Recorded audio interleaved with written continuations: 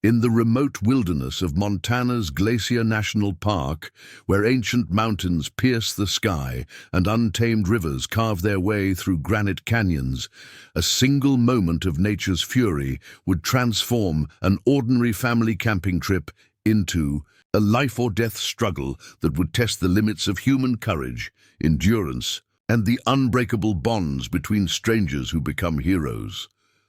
When Sarah Mitchell watched helplessly as flash flood waters swept away her 6 children one by one, she had no way of knowing that a solitary river guide, haunted by his own tragic past, would risk everything to bring her family back from the jaws of certain death. Before we jump back in, tell us where you're tuning in from, and if this story touches you, make sure you're subscribed, because tomorrow I've saved something extra special for you. The morning of August 15th dawned crisp and clear in the Blackfoot Valley, with not a cloud visible in the endless Montana sky. Sarah Mitchell stood outside her family's weathered RV, breathing in the pine-scented air while watching her 6 children emerge sleepily from their sleeping bags scattered around the campsite. At 34, Sarah had mastered the art of single motherhood through necessity rather than choice, having raised her children alone since her husband David's death in a construction accident 3 years earlier. The camping trip to Eagle Creek had been planned for months, a much-needed escape from their cramped apartment in Billings and Sarah's exhausting double shifts at the regional medical center where she worked as a trauma nurse. Every penny had been carefully saved, every detail meticulously planned to give her children the outdoor adventure they'd been dreaming of all summer. The oldest, 16-year-old Emma, had taken on the role of second mother with a maturity that sometimes broke Sarah's heart. Twins, Jake and Jordan, both 14, possessed boundless energy that could either be channeled into helpful activities or complete chaos, depending on their mood. 12-year-old Lily moved through the world with the quiet observation of someone far older than her years, while 9-year-old Marcus approached every new experience with infectious enthusiasm. The youngest, 6-year-old Sophie, had inherited her father's stubborn determination wrapped in a package of blonde curls and gap-toothed grins. Sarah had chosen Eagle Creek specifically because the campground's literature emphasized its family-friendly environment and safe swimming areas.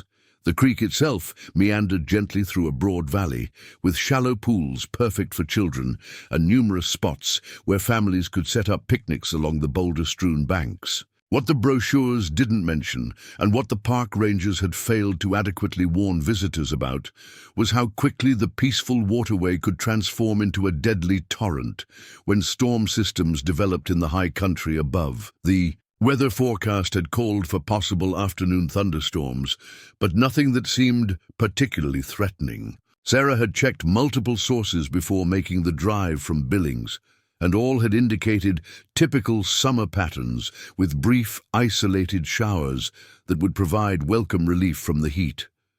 The morning temperature was already climbing toward what promised to be another scorching day, and the children were eager to spend time in the cool creek water that sparkled invitingly just 50 yards from their campsite. "Mum, can we go swimming now?" Sophie asked, tugging insistently on Sarah's hiking shorts while bouncing on her toes with barely contained excitement. The little girl had been asking the same question every 10 minutes since dawn, her patience worn thin by the promise of adventure that seemed frustratingly just out of reach. "After breakfast and sunscreen," Sarah replied automatically, a response that had become as routine as breathing during their years of outdoor adventures. She surveyed the campsite with the practiced eye of someone who had learned that preparation prevented most disasters. The tents were properly staked, food was secured in bear-proof containers, and their emergency supplies were organized and easily accessible. Everything seemed perfectly under control. Emma emerged from the largest tent, her dark hair braided back in the practical style she'd adopted since taking on more adult responsibilities. "I've got the little ones organized for breakfast duty," she announced, displaying the natural leadership abilities that made Sarah both proud and sad.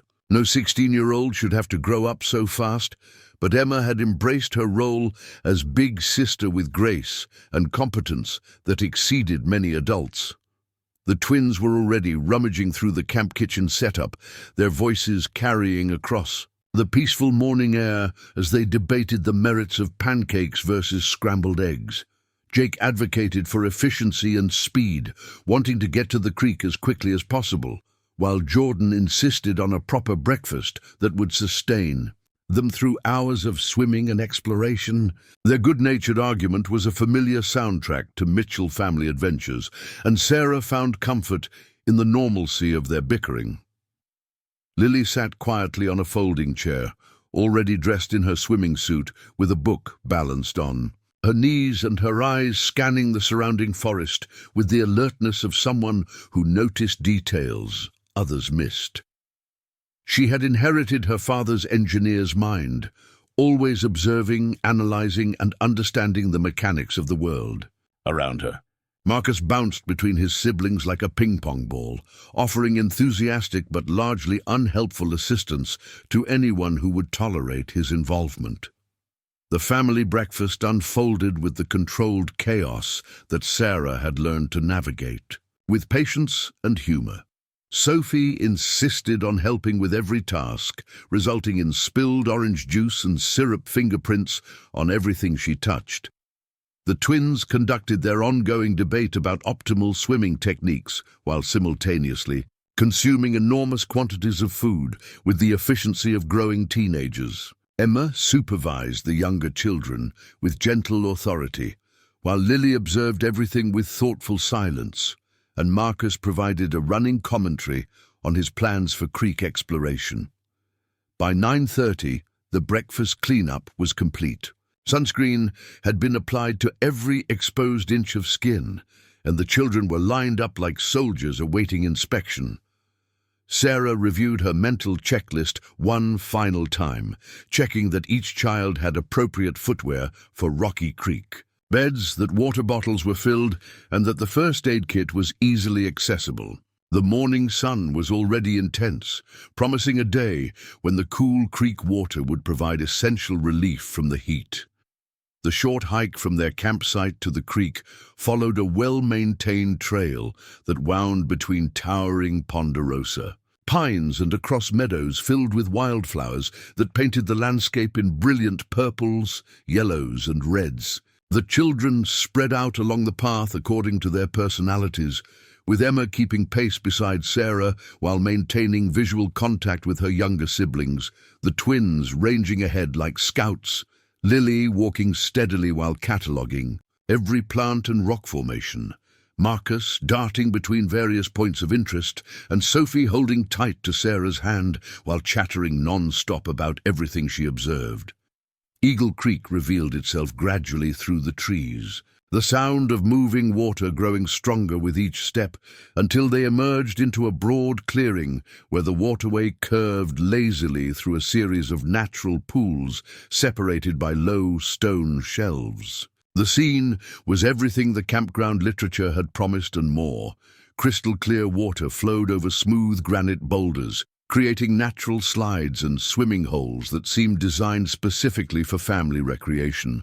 Tall cottonwoods provided shade along the banks, while open areas offered perfect spots for picnicking and sunbathing. The children's excitement was immediate and infectious. Sophie released Sarah's hand and ran toward the water's edge, where she began testing the temperature with delighted squeals.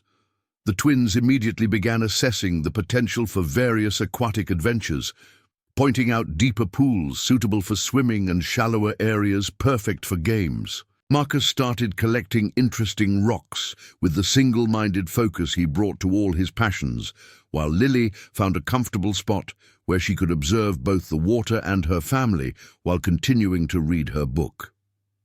Emma helped. Sarah spread out blankets and organized their supplies in the shade of a massive cottonwood that must have been growing beside the creek for over a century. For the next several hours, the Mitchell family experienced the kind of perfect summer. Day that creates lifelong memories. The creek water was cold enough to provide relief from the climbing temperature, but warm enough for extended swimming without discomfort. Natural rock formations created slides that sent the children splashing into deeper pools with shrieks of delight. Sophie conquered her initial nervousness about deeper water under Emma's patient guidance, while the twins engaged in increasingly elaborate competitions involving diving, swimming speed, and underwater breath-holding contests. Sarah found herself truly relaxing for the first time in months, watching her children play with the carefree abandon she'd feared they might never fully experience again after their father's death. The financial pressures, the emotional challenges, and the constant weight of being solely responsible for 6 young lives seemed to fade into background noise as she listened to their laughter echoing off the canyon walls. Lily had abandoned her book in favor of building an elaborate dam system in one of the shallow side channels, her engineering instincts fully engaged by the challenge of redirecting water flow around carefully placed stones. Marcus had recruited Jake to help him create what he called an underwater treasure hunt, hiding colorful rocks in various pools for Sophie to discover. Jordan and Emma had established themselves as the official lifeguards, taking turns monitoring the younger children while practicing their own swimming techniques in the deeper sections of the creek. The sun climbed higher, intensifying the heat and making the cool water even more refreshing.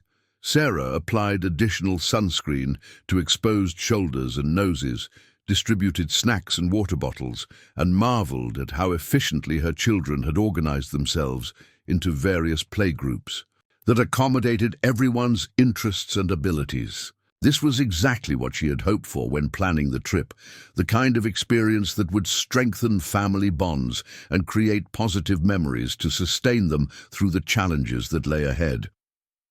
By early afternoon, the temperature had climbed into the upper 80s, and even the shaded areas along the creek offered limited relief from the intensity of the Montana sun.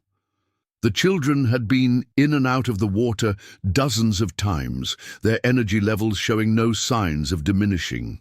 Despite hours of constant activity, Sarah had moved their base camp twice to follow the shifting shade, and was beginning to consider the wisdom of an afternoon rest period when she noticed the first subtle changes in their environment. The birds, which had provided a constant soundtrack of chirping and calling throughout the morning, had gone silent. The squirrels and chipmunks that had been boldly investigating their picnic supplies had disappeared entirely. Even the insects seemed to have reduced their activity, creating an unusual quiet that felt somehow ominous despite the continued laughter of her children playing in the water. Sarah looked up at the sky for the first time in hours and felt a chill of concern that had nothing to do with the creek water. Dark clouds were building along the peaks to the west, towering thunderheads that hadn't been visible just an hour earlier. The weather was changing with the sudden intensity that mountain environments were famous for, and the innocent afternoon thunderstorms mentioned in the forecast were beginning to take on a more threatening appearance. "Kids, I think we should start thinking about heading back to camp," Sarah called out, trying to keep her voice casual despite her growing unease. "Those clouds looked like they might bring some serious rain." The response was immediate and predictably negative. Sophie's face crumpled into the expression that usually preceded a major tantrum, while the twins began presenting elaborate arguments about why a little rain shouldn't interfere with their creek activities. Even Emma seemed reluctant to leave, having finally allowed herself to fully relax and enjoy the simple pleasure of floating in the cool water while watching clouds drift across the sky. "Just a little longer, Mom," Marcus pleaded, holding up a particularly interesting rock specimen that required immediate sharing with everyone present. "We haven't finished exploring the pools upstream yet, and Jordan says there might be fish in the really deep one." Sarah felt the familiar tug-of-war between her protective instincts and her desire to give her children every possible moment of happiness. The clouds were definitely building, but they still seemed far enough away to allow for perhaps another hour of water play. The creek was running at normal levels, clear and shallow enough that she could see the bottom everywhere her children were playing. The greatest danger seemed to be disappointment if she cut their adventure short over what might turn out to be a brief afternoon shower. Preparing and narrating this story took us a lot of time, so if you are enjoying it, subscribe to our channel. It means a lot to us. Now back to the story. 30 more minutes, she decided, checking her watch and making a mental note to start gathering their supplies, regardless of protests when that time expired. But everyone stays where I can see them, and if I say it's time to go, we go immediately without argument. The children's agreement was immediate and enthusiastic, their attention already returning to their various water activities with the focused intensity that children brought to play they knew had a limited duration. Sarah settled back onto their blanket, but found herself glancing repeatedly at the western sky, where the clouds continued to build with alarming speed and intensity. What she couldn't see from her position in the valley, and what the morning weather reports had failed to predict, was the massive storm system that was developing along the continental divide, fed by unusual atmospheric conditions that were creating perfect conditions for flash flooding in the mountain watersheds. 60 miles upstream, where Eagle Creek originated in a series of alpine lakes and snowfields, the first drops of rain were already beginning to fall with an intensity that would soon transform the peaceful waterway into a raging torrent capable of moving house-sized boulders and stripping trees from its banks. The children continued their play, blissfully unaware that nature was preparing to demonstrate the awesome power that had carved these canyons over millions of years. Sarah watched them with growing anxiety, her nursing training making her acutely aware of how quickly emergency situations could develop, but still hoping that her concerns were simply the product of an overprotective imagination shaped by too many years of dealing with trauma and loss. The first rumble of thunder was so distant that it barely registered above the sound of moving water and children's laughter. But Lily looked up immediately, her dark eyes scanning the sky with the alertness of someone who paid attention to details others missed. She caught Sarah's eye and pointed toward the clouds, her expression questioning rather than fearful, but clearly indicating that she too had noticed the changing conditions. As if summoned by her attention, the wind began to pick up, rustling through the cottonwood leaves with increasing intensity and carrying the scent of rain from the high country. The temperature seemed to drop several degrees in a matter of minutes, and Sarah felt the first stirrings of the same instinct that had kept humans alive for millennia, the primitive awareness that danger was approaching and immediate action was required for survival. 23 minutes remained of the 30 she had promised her children, but Sarah was already beginning to gather their supplies when she heard a sound that turned her blood to ice. From somewhere upstream, beyond the bend where the creek disappeared into a narrow canyon, came a low rumbling that had nothing to do with thunder and everything to do with massive volumes of water moving at high speed through a confined space. The flash flood that would forever change the Mitchell family's life was still several minutes away.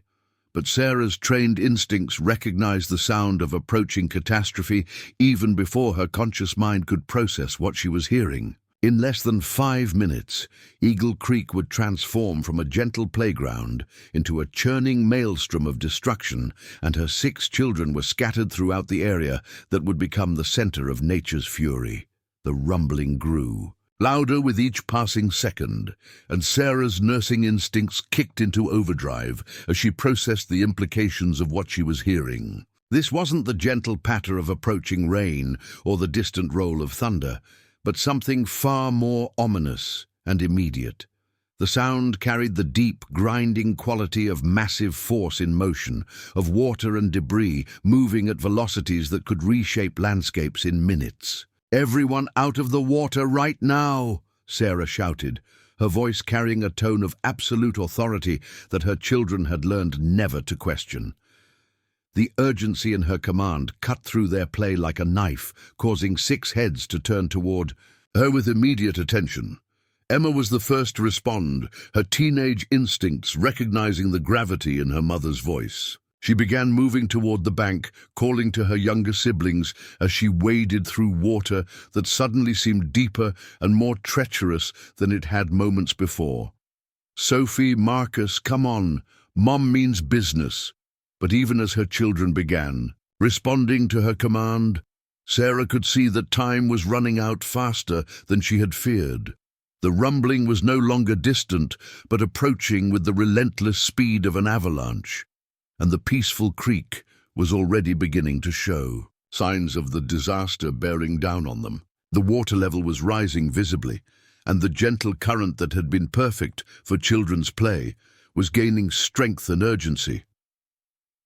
Jordan, who had been floating on his back in one of the deeper pools, suddenly found himself struggling against a current that seemed to have materialized from nowhere.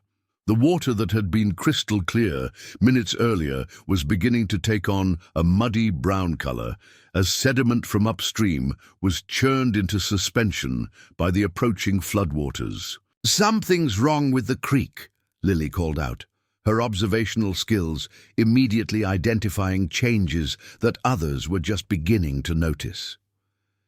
The water was not only rising but changing character completely, transforming from the peaceful waterway they had enjoyed all morning into something alien and threatening. Jake, who had been exploring the rocky areas near the creek's edge, suddenly slipped on stones that had become treacherously slick with the rising water. He went down, hard, his knee striking a boulder with enough force to open a gash that immediately began bleeding into the increasingly turbulent water. His cry of pain was nearly drowned out by the approaching roar that now filled the entire canyon. Sarah's mind raced through the emergency protocols that her medical training had drilled into her consciousness. Multiple casualties, rising water, limited escape routes, and an unknown timeline for the arrival of whatever disaster was approaching from upstream. Every instinct told her to get her family to higher ground immediately, but the geography of their location offered limited options for rapid evacuation. The creek had been meandering gently through a relatively flat valley floor with steep canyon, walls rising on both sides. The trail they had followed to reach this location wound back toward their campsite, but it would require several minutes of hiking to reach truly safe elevation. Several minutes they clearly didn't have, as the roar from upstream continued to grow louder and more threatening. "Emma, help Jake, he's hurt," Sarah called out while simultaneously scooping Sophie into her arms and beginning to move toward what she hoped would be higher ground. The 6-year-old clung to her with the desperate strength of someone who could sense danger even if she couldn't fully understand it. Marcus, who had been collecting rocks near the upstream bend where the creek disappeared into the canyon, was closest to the source of the approaching danger. The sound was deafening now, a combination of rushing water, grinding stones, and snapping trees that spoke of destructive forces beyond human comprehension. As Sarah watched in growing horror, the first wall of muddy water came into view around the bend, carrying with it a debris field of uprooted trees, boulders, and the scattered remnants of whatever human structures had been unfortunate enough to lie in its path. The flash flood hit the area where Marcus stood with the force of a freight train. One moment he was a 9-year-old boy picking up interesting stones, and the next he was tumbling helplessly in a torrent of brown water that had risen from ankle-deep to over his head in a matter of seconds. His terrified scream was cut short as the current swept him downstream, his small form barely visible among the debris that tumbled alongside him in the churning chaos. "Marcus!" Sarah's scream tore from her throat with a raw desperation that seemed to echo off the canyon walls. Still carrying Sophie, she began running along the creek bank, trying to keep pace with the floodwaters that were carrying her son away from her.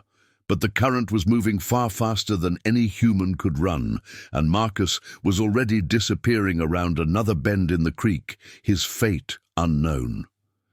The floodwaters continued to rise with terrifying speed, transforming the gentle, family swimming area into a raging torrent that bore no resemblance to the peaceful creek they had enjoyed just minutes earlier.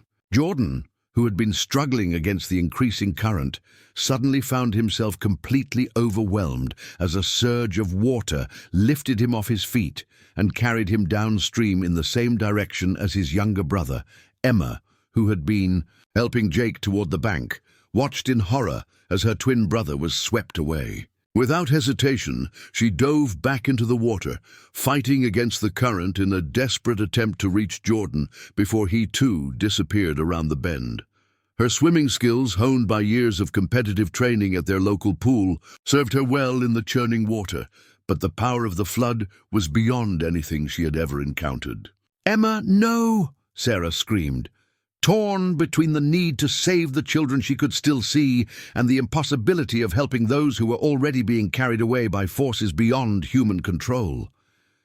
Sophie was crying hysterically in her arms, traumatized by the chaos erupting around them, and calling for her brothers who were no longer within sight. Jake, blood streaming from his injured knee, was struggling to reach safety on his own when another surge of floodwater caught him off balance. Despite his determination to reach the bank, the combination of his injury and the increasing power of the current proved too much. He joined his siblings in the deadly race downstream, his voice calling out for help that seemed impossible to provide. Lily, who had been reading quietly in the shallows when the disaster began, found herself trapped on a small island of rocks that was rapidly being surrounded by deeper, faster-moving water. Her analytical mind was working frantically to calculate escape routes and survival probabilities, but every option seemed to lead to the same conclusion, that the water was rising too fast and moving too powerfully for her to reach safety on her own. Sarah watched with growing despair as the floodwaters claimed another of her children. Lily's island refuge was shrinking with each passing second, and it was clear that within minutes she too would be swept away by the relentless current. The peaceful family outing had transformed into every parent's worst nightmare, with 5 of her 6 children now in mortal danger and seemingly no way to help any of them. The roar of the flood filled the canyon with a sound like continuous thunder, drowning out everything except the most desperate screams. Trees that had stood beside the creek for decades were being uprooted and carried away like matchsticks. Boulders the size of automobiles were being rolled along the creek bed by the immense hydraulic forces at work. The very landscape was being reshaped in real time by the awesome power of moving water unleashed from the high country above. Sophie's terrified crying seemed to bring Sarah back to some semblance of rational thought. She still had one child safe in her arms, and the others might yet be rescued if she could somehow get help. But their campsite was nearly a mile away, and the nearest other campers were even further. The park ranger station was over 10 miles. Distant and cell phone coverage in this remote area was non-existent. The magnitude of the disaster and her complete isolation in dealing with it threatened to overwhelm her capacity for rational action. It was in this moment of absolute despair that Sarah became aware of another human presence in the area. Through the chaos and roar of the flood, she heard a voice calling out with the kind of authority and confidence that spoke of someone accustomed to emergency situations. The voice was male, strong, and seemed to be coming from somewhere upstream, where the floodwaters were entering their area. "Stay where you are. I'm coming to help." The voice carried clearly despite the ambient noise, and Sarah turned to see a figure moving with purpose along the treacherous bank where the floodwaters were still rising. The man appeared to be in his 30s, lean and athletic, with the kind of confident movement that suggested extensive experience in challenging outdoor environments. He was carrying what appeared to be rescue equipment, including ropes and flotation devices, that indicated he was not just another camper caught off guard by the sudden flood. His clothing was practical and well suited for water rescue operations, and his demeanor projected the calm competence of someone who had dealt with similar emergencies before. "My children!" Sarah called out desperately, pointing downstream where Marcus, Jordan, Emma, and Jake had disappeared into the churning brown water. The flood took 4 of them. They're being carried downstream. The man's expression immediately intensified as he processed the scope of the emergency. Multiple victims, unknown locations, limited time, and dangerous conditions that were continuing to deteriorate. But rather than showing signs of being overwhelmed by the magnitude of the crisis, he seemed to shift into a higher gear of focused determination. "I'm going after them!" he called back, beginning to prepare his equipment with practiced efficiency. "Stay with the children you have and get to higher ground. I'll bring the others back." The confidence in his voice was both reassuring and terrifying. Reassuring because it suggested that rescue might actually be possible. Terrifying because it implied that someone was about to risk their own life in conditions that had already proven deadly. Sarah found herself caught between desperate hope and the horrible possibility that she was about to watch a stranger die in an attempt to save her children. "Who are you?" she called out, needing to know something about the person who was volunteering to enter the deadly floodwaters on behalf of her family. "Ryan Patterson," he replied, checking the security of his rescue harness and preparing to enter the raging current. "A river guide. I know these waters." With that brief introduction, Ryan Patterson launched himself into the flood, his powerful strokes immediately carrying him downstream in pursuit of the children who had been swept away by forces beyond human control. Sarah watched him disappear into the chaos with a mixture of hope and terror, knowing that her family's survival now depended entirely on the skills and courage of a complete stranger. The water continued to rise around Lily's shrinking island, and Sarah realized that she needed to attempt a rescue of her own if she was going to save her remaining daughter. But with Sophie still clinging to her and no rescue equipment available, any attempt to reach Lily would risk losing both children. To the flood, the next few minutes stretched into an eternity of impossible decisions and desperate hopes. Sarah found herself praying to a God she wasn't sure she believed in, bargaining with the universe for the safe return of her children, and struggling to maintain the composure necessary to make rational decisions in an irrational situation. Lily, trapped on her diminishing island, was beginning to show signs of panic as the water crept higher around her feet. Her analytical mind was calculating the physics of the situation and arriving at conclusions that offered little hope for survival. The current was too strong for swimming, the banks were too far away, and the water was continuing to rise with no signs of slowing. "Hold on, sweetheart," Sarah called out across the rushing water. "Help is coming." But even as she spoke the words, Sarah wondered if they could possibly be true. One man, no matter how skilled, could not possibly rescue 5 children from a flash flood that was continuing to grow in power and scope.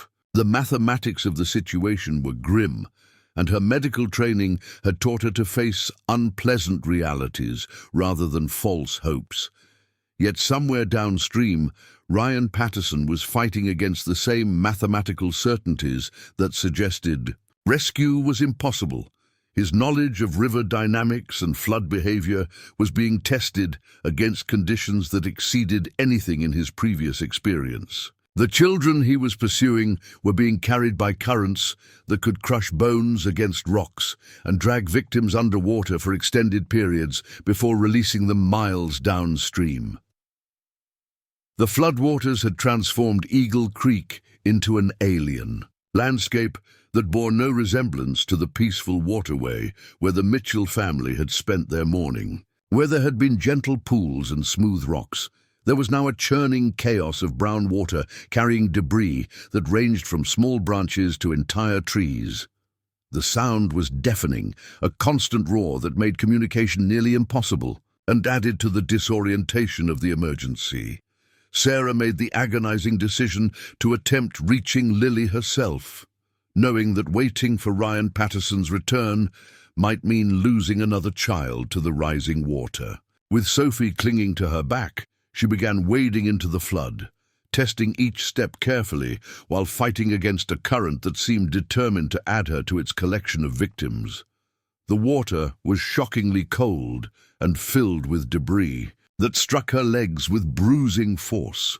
The current was far stronger than it appeared from the bank, and Sarah quickly realized that she had seriously underestimated the danger she was placing both herself and Sophie in by attempting this rescue. Every step forward seemed to require enormous effort, and the return journey would be against the current, making it even more treacherous. But Lily's terrified expression drove Sarah forward, despite the rational voice in her head that screamed warnings about the foolishness of her actions. As a mother, she could not stand by and watch her child disappear into the flood without making every possible effort to reach her. The risk to her own life and Sophie's seemed secondary to the certainty that Lily would die if no one attempted a rescue. The island where Lily stood was now less than 10 feet across and shrinking visibly as the water continued to rise. The 12-year-old was trying to maintain her composure, but Sarah could see the terror in her daughter's eyes as she calculated the remaining time before her refuge would be completely submerged. The analytical mind that was Lily's greatest strength was also capable of delivering unforgiving assessments of survival probability.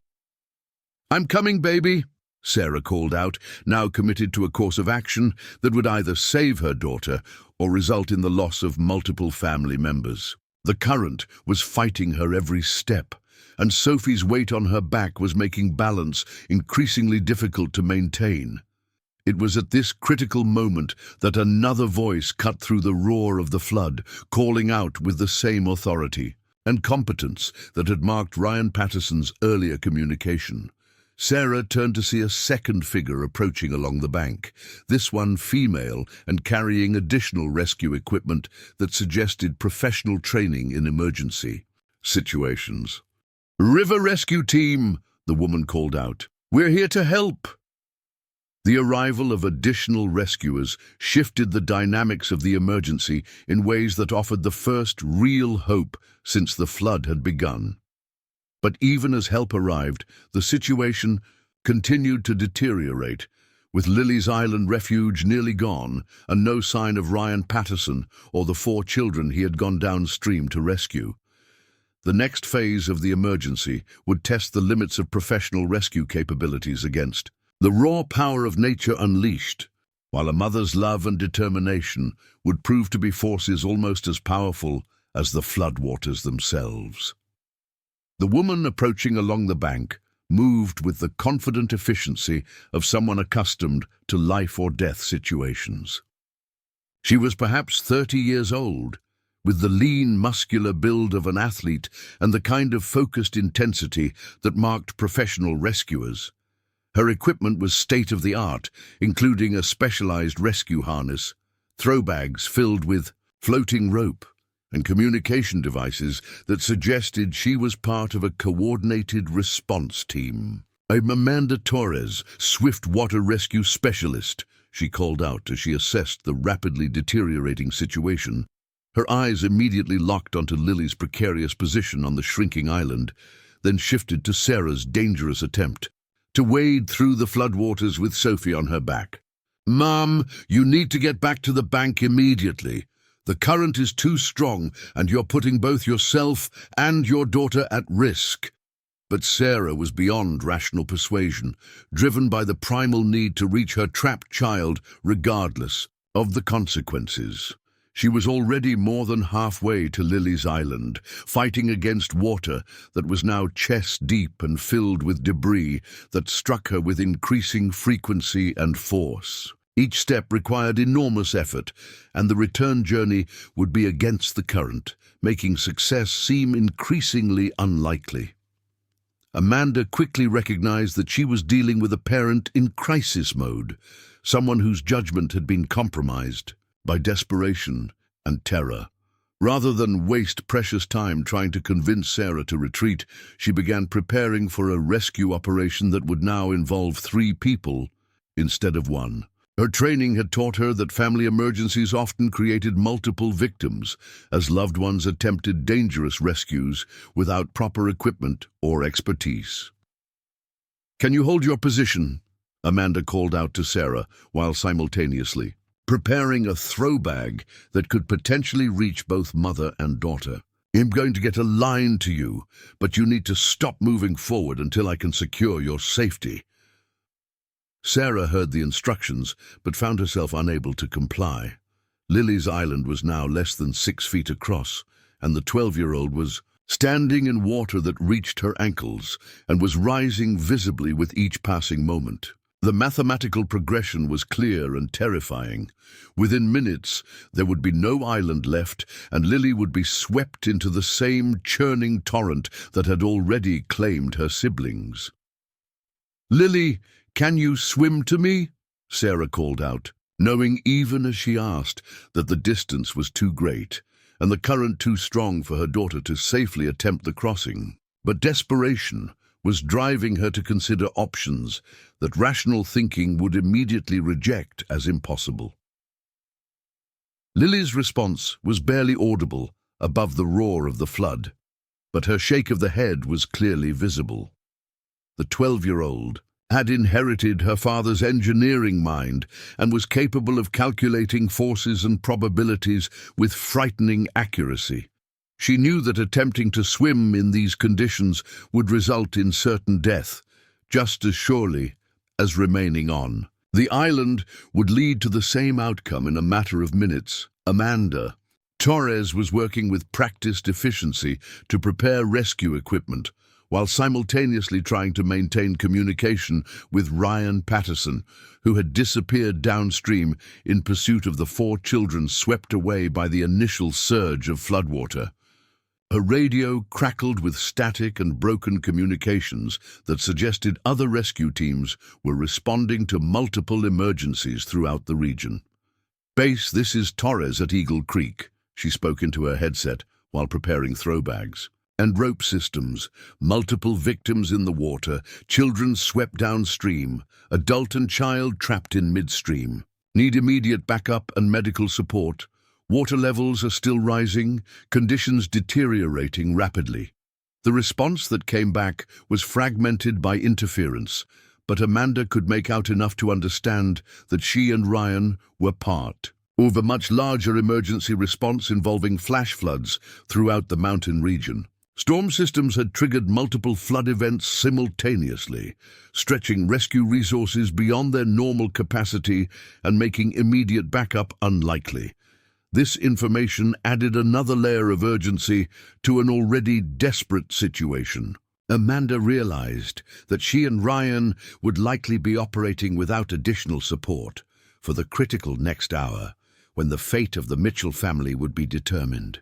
Every decision, every technique, every second of timing would need to be perfect if there was any hope of preventing multiple fatalities. Sarah was now within 15 feet of Lily's island, but the final approach was proving to be the most treacherous. The water was deeper here, nearly reaching her shoulders, and the current was stronger as it funneled between the rocky formations that had created the island in the first place. Sophie's weight on her back was making balance increasingly difficult, and the 6-year-old's terrified grip around her neck was beginning to interfere with her breathing. "Mom, I'm scared." Sophie's voice was barely a whisper, but it carried. Clearly, in the brief moments when the flood's roar diminished slightly, the little girl was beginning to understand that they were all in serious danger, and her usual chatter had been replaced by the kind of stunned silence that often marked childhood encounters with mortality. "I know, baby," Sarah replied, trying to project confidence she didn't feel while fighting to maintain her footing on the increasingly treacherous creek bottom. "We're going to get Lily and then get out of here together. Everything's going to be okay." But even as she spoke the reassuring words, Sarah could see that her plan was failing. The distance to Lily's island was still too great to cross safely. The water was continuing to rise, and her own strength was being depleted by the constant struggle against the current. Worse, she was beginning to realize that even if she could reach Lily, getting all three of them back to safety would require capabilities she simply didn't possess. Amanda Torres recognized the critical decision point that was approaching. In a matter of minutes, Sarah's position would become untenable regardless of whether she reached Lily's island or attempted to retreat. The swift water rescue specialist began preparing for a complex operation that would require split-second timing and perfect execution under conditions that were continuing to deteriorate. "Sarah!" Amanda called out, using the mother's first name to establish personal connection in the crisis. "I need you to listen to me very carefully. I'm going to throw you a rope, and when you catch it, you need to secure it around your waist. And Sophie's together.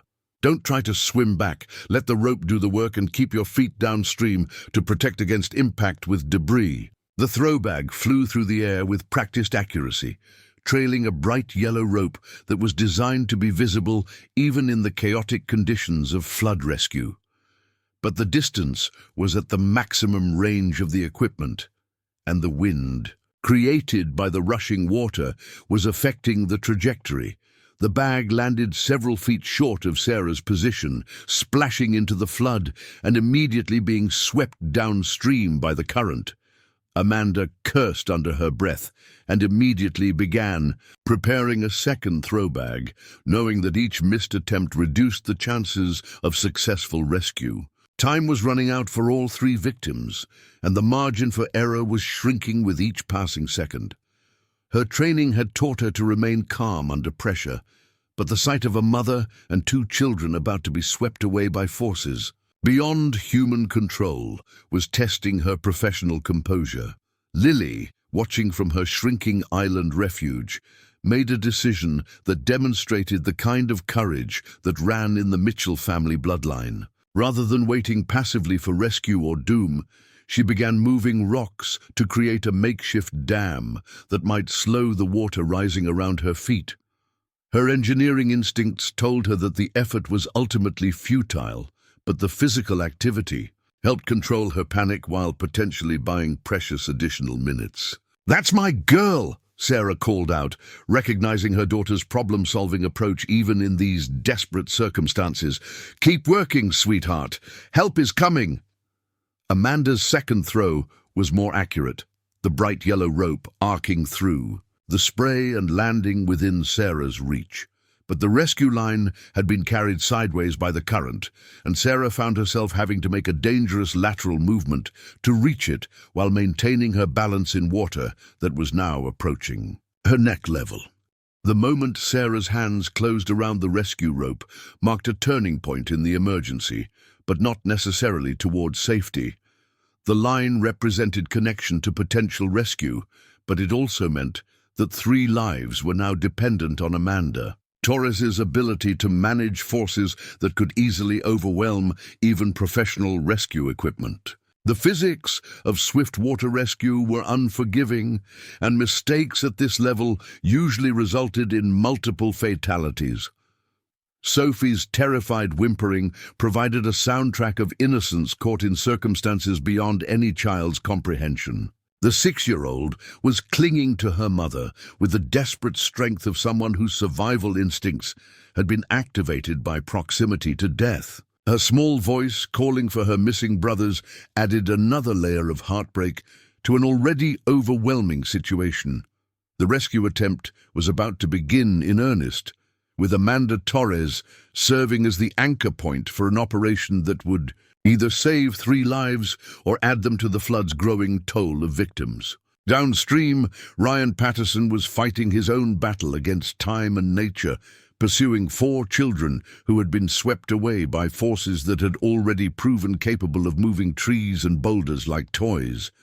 The convergence of multiple rescue operations, rising water levels, and the relentless clock of emergency medicine was creating a perfect storm of challenge that would test every skill, every piece of equipment, and every reserve of courage that the rescuers possessed. In the next few minutes, the difference between life and death would be measured in seconds, inches, and the kind of split-second decisions that define heroes and tragedies alike.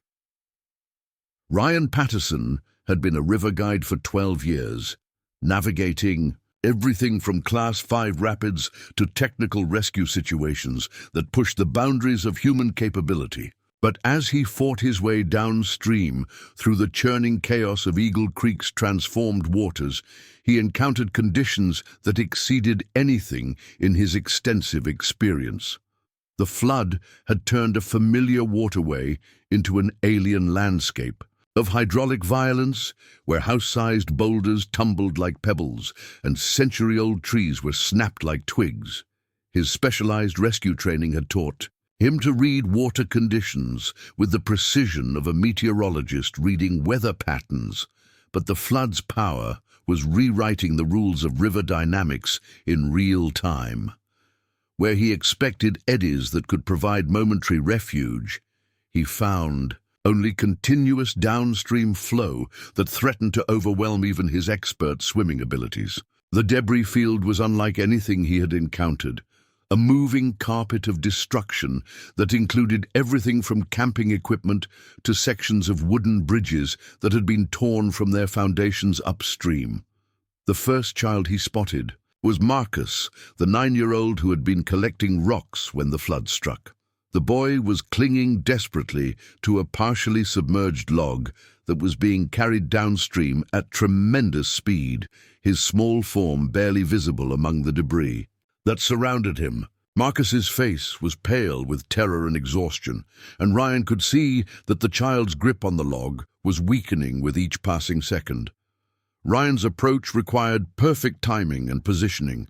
Swimming directly toward Marcus would be futile in the powerful current, but years of experience in swift water rescue had taught him to use the flood's own energy to reach victims. He angled his approach to intercept the log's trajectory while simultaneously preparing his rescue equipment for immediate deployment upon contact.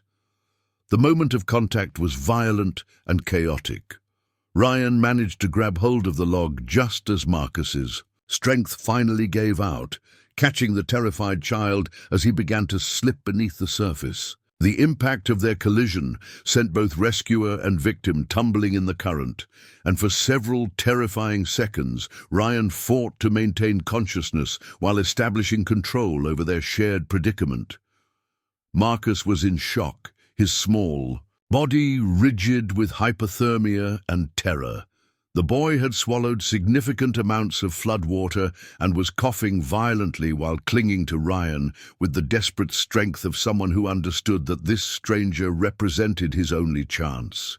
For survival, getting Marcus to safety would require navigating nearly a quarter-mile of dangerous water while protecting the child from the constant barrage of debris that the flood was carrying downstream. Ryan activated his emergency beacon while simultaneously working to secure Marcus in a rescue harness that would distribute the forces of the current more evenly between them. The specialized equipment was designed for exactly these conditions, but the flood's power was testing every component beyond its normal operational parameters. The rescue harness that had been rated for specific load limits was now supporting 2 people in conditions that exceeded all design specifications. Communication was nearly impossible due to the flood's deafening roar, but Ryan could see that Marcus was trying to tell him something important. The boy was pointing frantically downstream while shouting words that were lost in the ambient noise. Ryan followed the child's gesture and felt his heart sink as he spotted additional figures in the water ahead of them, clearly more members of the Mitchell family who had been swept away by the flood's initial surge. Jordan was perhaps 100 yards downstream, struggling to stay afloat while fighting against a current that was carrying him toward a series of exposed boulders that promised catastrophic injury or death upon impact. The 14-year-old's swimming abilities were being overwhelmed by the flood's power, and Ryan could see that the teenager was beginning to show signs of exhaustion that would soon make rescue impossible. Emma was further downstream still, her position barely visible through the spray and debris that marked the flood's leading edge. The 16-year-old had managed to grab hold of what appeared to be a fence post or similar piece of debris, but her refuge was unstable and being carried toward a section of the creek where the channel narrowed dramatically, creating hydraulic conditions that could trap victims underwater for extended periods. Jake was nowhere to be seen, which created the horrible possibility that the injured boy had already been claimed by the flood or was trapped beneath the surface in one of the churning hydraulic features that marked the most dangerous sections of the current. Ryan's rescue training had taught him that victims who disappeared from view in flood conditions had extremely poor survival prospects, but he forced himself to focus on the children he could still see rather than speculating about those who might already be beyond help. The tactical situation was unlike anything in Ryan's experience. Multiple victims spread across nearly half a mile of dangerous water, each requiring immediate rescue, but with only one rescuer available to attempt their recovery. Standard swift water rescue protocols called for separate teams to handle each victim, with support personnel managing safety lines and medical treatment. But the flash flood had created conditions where normal protocols were impossible to implement. Ryan made the agonizing decision to prioritize victims based on their immediate survival prospects, rather than trying to rescue them in the order he had encountered them. Marcus was secure for the moment in his rescue harness, but Jordan was approaching the boulder field that promised almost certain death upon impact. If Ryan could reach the teenager in time, he might be able to prevent a tragedy while simultaneously positioning himself to attempt rescue of the other children downstream.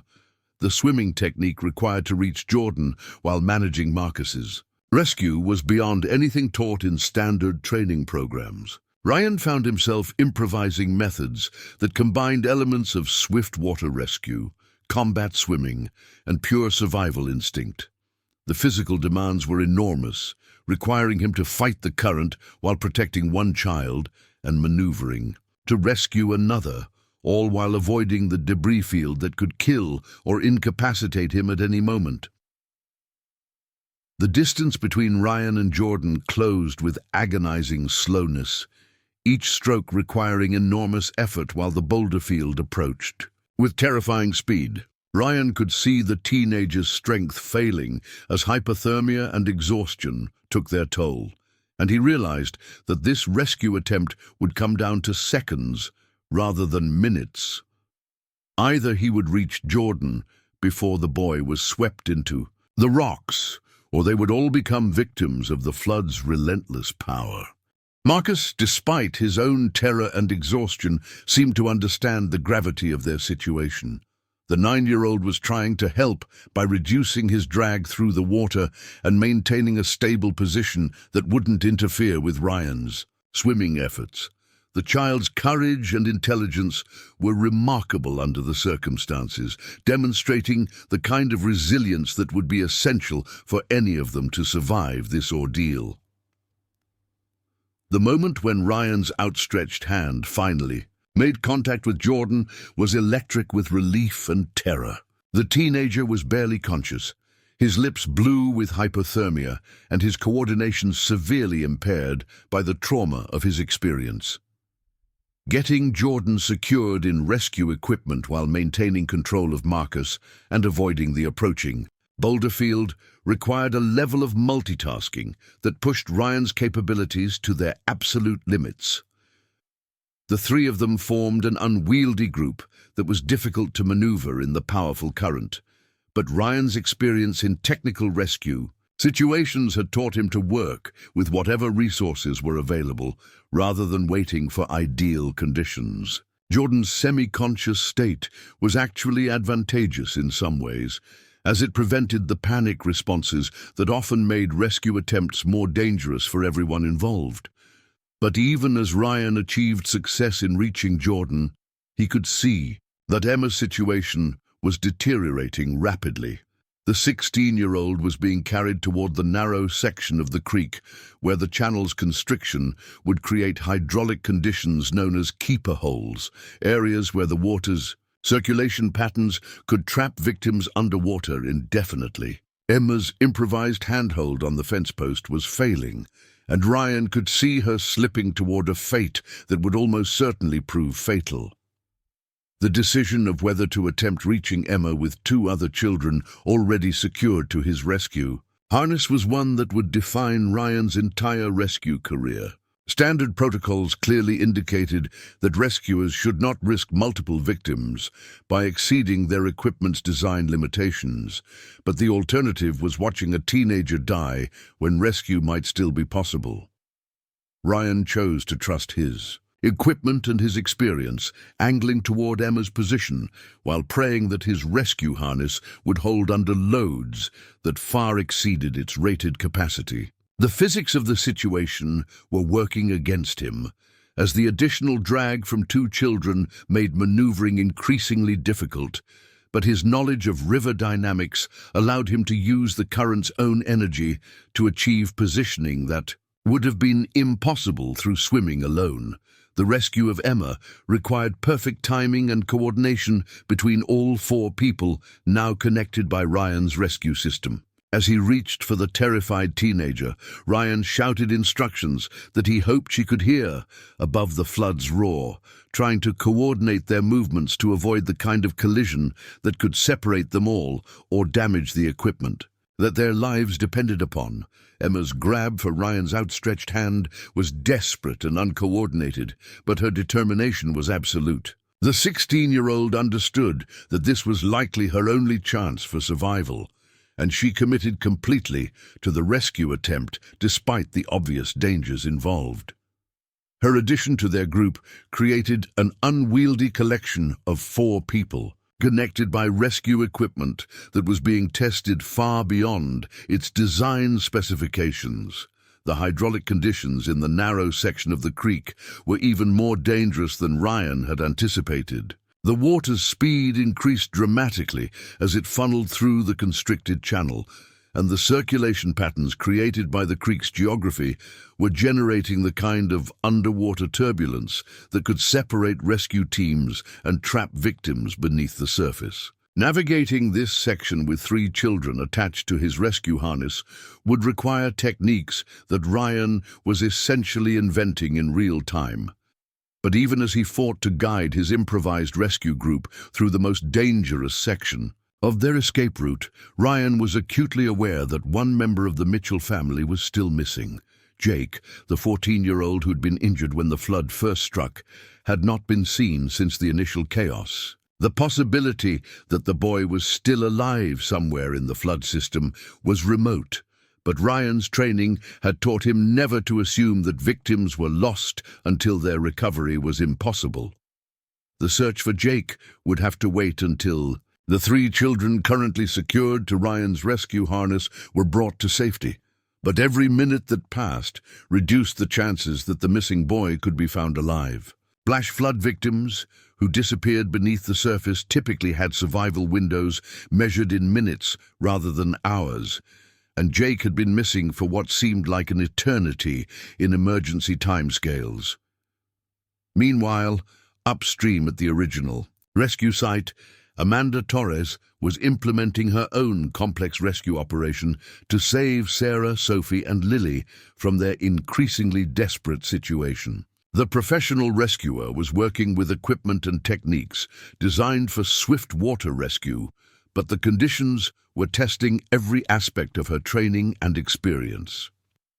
Sarah had managed to secure the rescue rope around both herself and Sophie, but her attempt to reach Lily's shrinking island was failing as the water continued to rise and the current increased in power. The distance that had seemed manageable when the rescue began was now clearly beyond her capabilities, and Amanda was faced with the difficult decision of whether to attempt bringing Sarah and Sophie to safety immediately or risking all three lives in a continued effort to reach Lily. The 12-year-old was showing remarkable composure considering her situation, continuing to work on her improvised rock dam while the water rose around her feet. Lily's engineering instincts were serving her well in calculating the time remaining before her refuge would be completely submerged. But her analysis was delivering increasingly grim projections about her survival prospects. Amanda Torres was preparing to implement a rescue technique that she had trained for but never used in actual emergency conditions. The maneuver would require her to enter the floodwaters herself while maintaining a safety line to the shore, essentially creating a human bridge that might allow Sarah to reach Lily's island before it disappeared entirely beneath the surface. The decision to risk her own life to save three strangers was one that Amanda made without hesitation, but the implications were enormous. If the rescue attempt failed, the Eagle Creek flood would claim 4 victims instead of 3, and the other children who were still somewhere downstream would lose their best hope for professional rescue support. As Amanda prepared to enter the flood, she activated her emergency beacon and attempted one final communication with Ryan Patterson, hoping to coordinate their rescue efforts and share information about the overall situation. But the radio response was fragmented and unclear, suggesting that Ryan was either out of range or dealing with his own emergency conditions that prevented clear communication. The moment when Amanda Torres entered the floodwaters marked the beginning of the most complex and dangerous rescue operation in Eagle Creek's recorded history. 2 professional rescuers were now committed to operations that exceeded standard protocols, with 6 lives hanging in the balance and natural forces that seemed determined to prevent any successful outcome.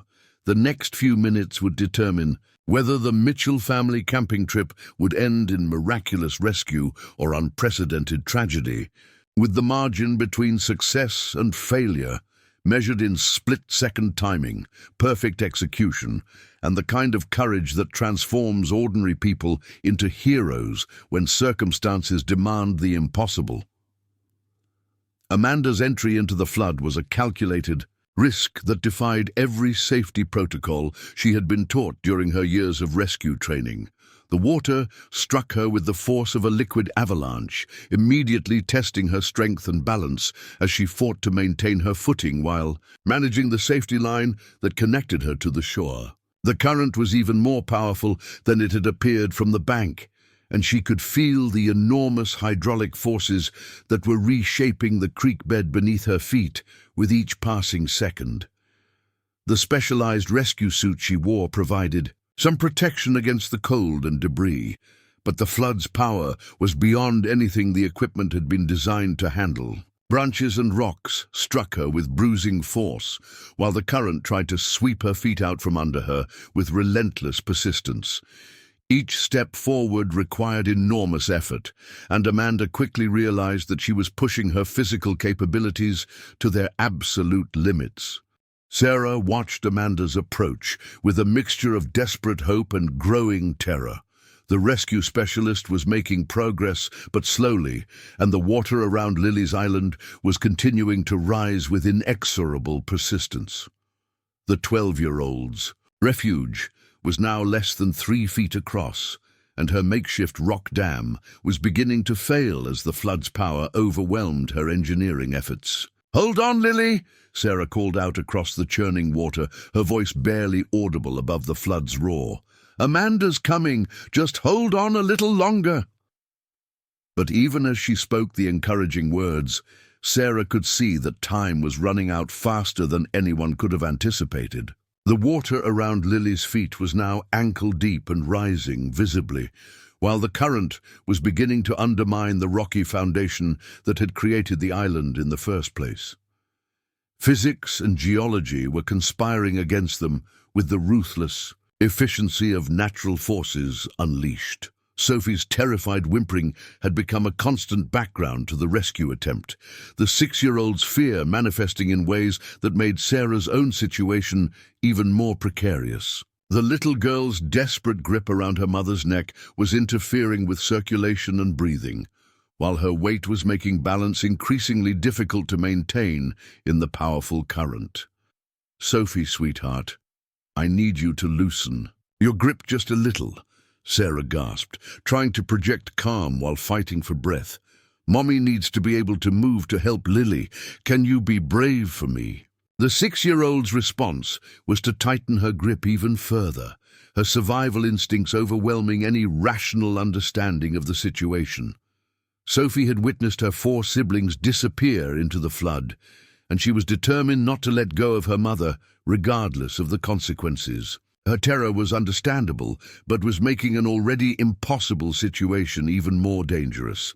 Amanda had covered roughly half the distance to Sarah's position when she encountered her first major obstacle, a submerged log, invisible beneath. The muddy water caught her feet and sent her tumbling into the current. For several terrifying seconds, she disappeared entirely beneath the surface, while the safety line connecting her to shore went taut with the strain of supporting her weight against the flood's power. When Amanda's head finally broke the surface again, she was gasping for breath and had been carried several yards downstream from her intended route. The safety line had held, but she could feel that the anchor points on shore were being tested beyond their design limits. The trees she had used to secure her rescue system were beginning to show signs of stress, their root systems loosened by the saturated soil and the enormous forces being transmitted through the rescue rope.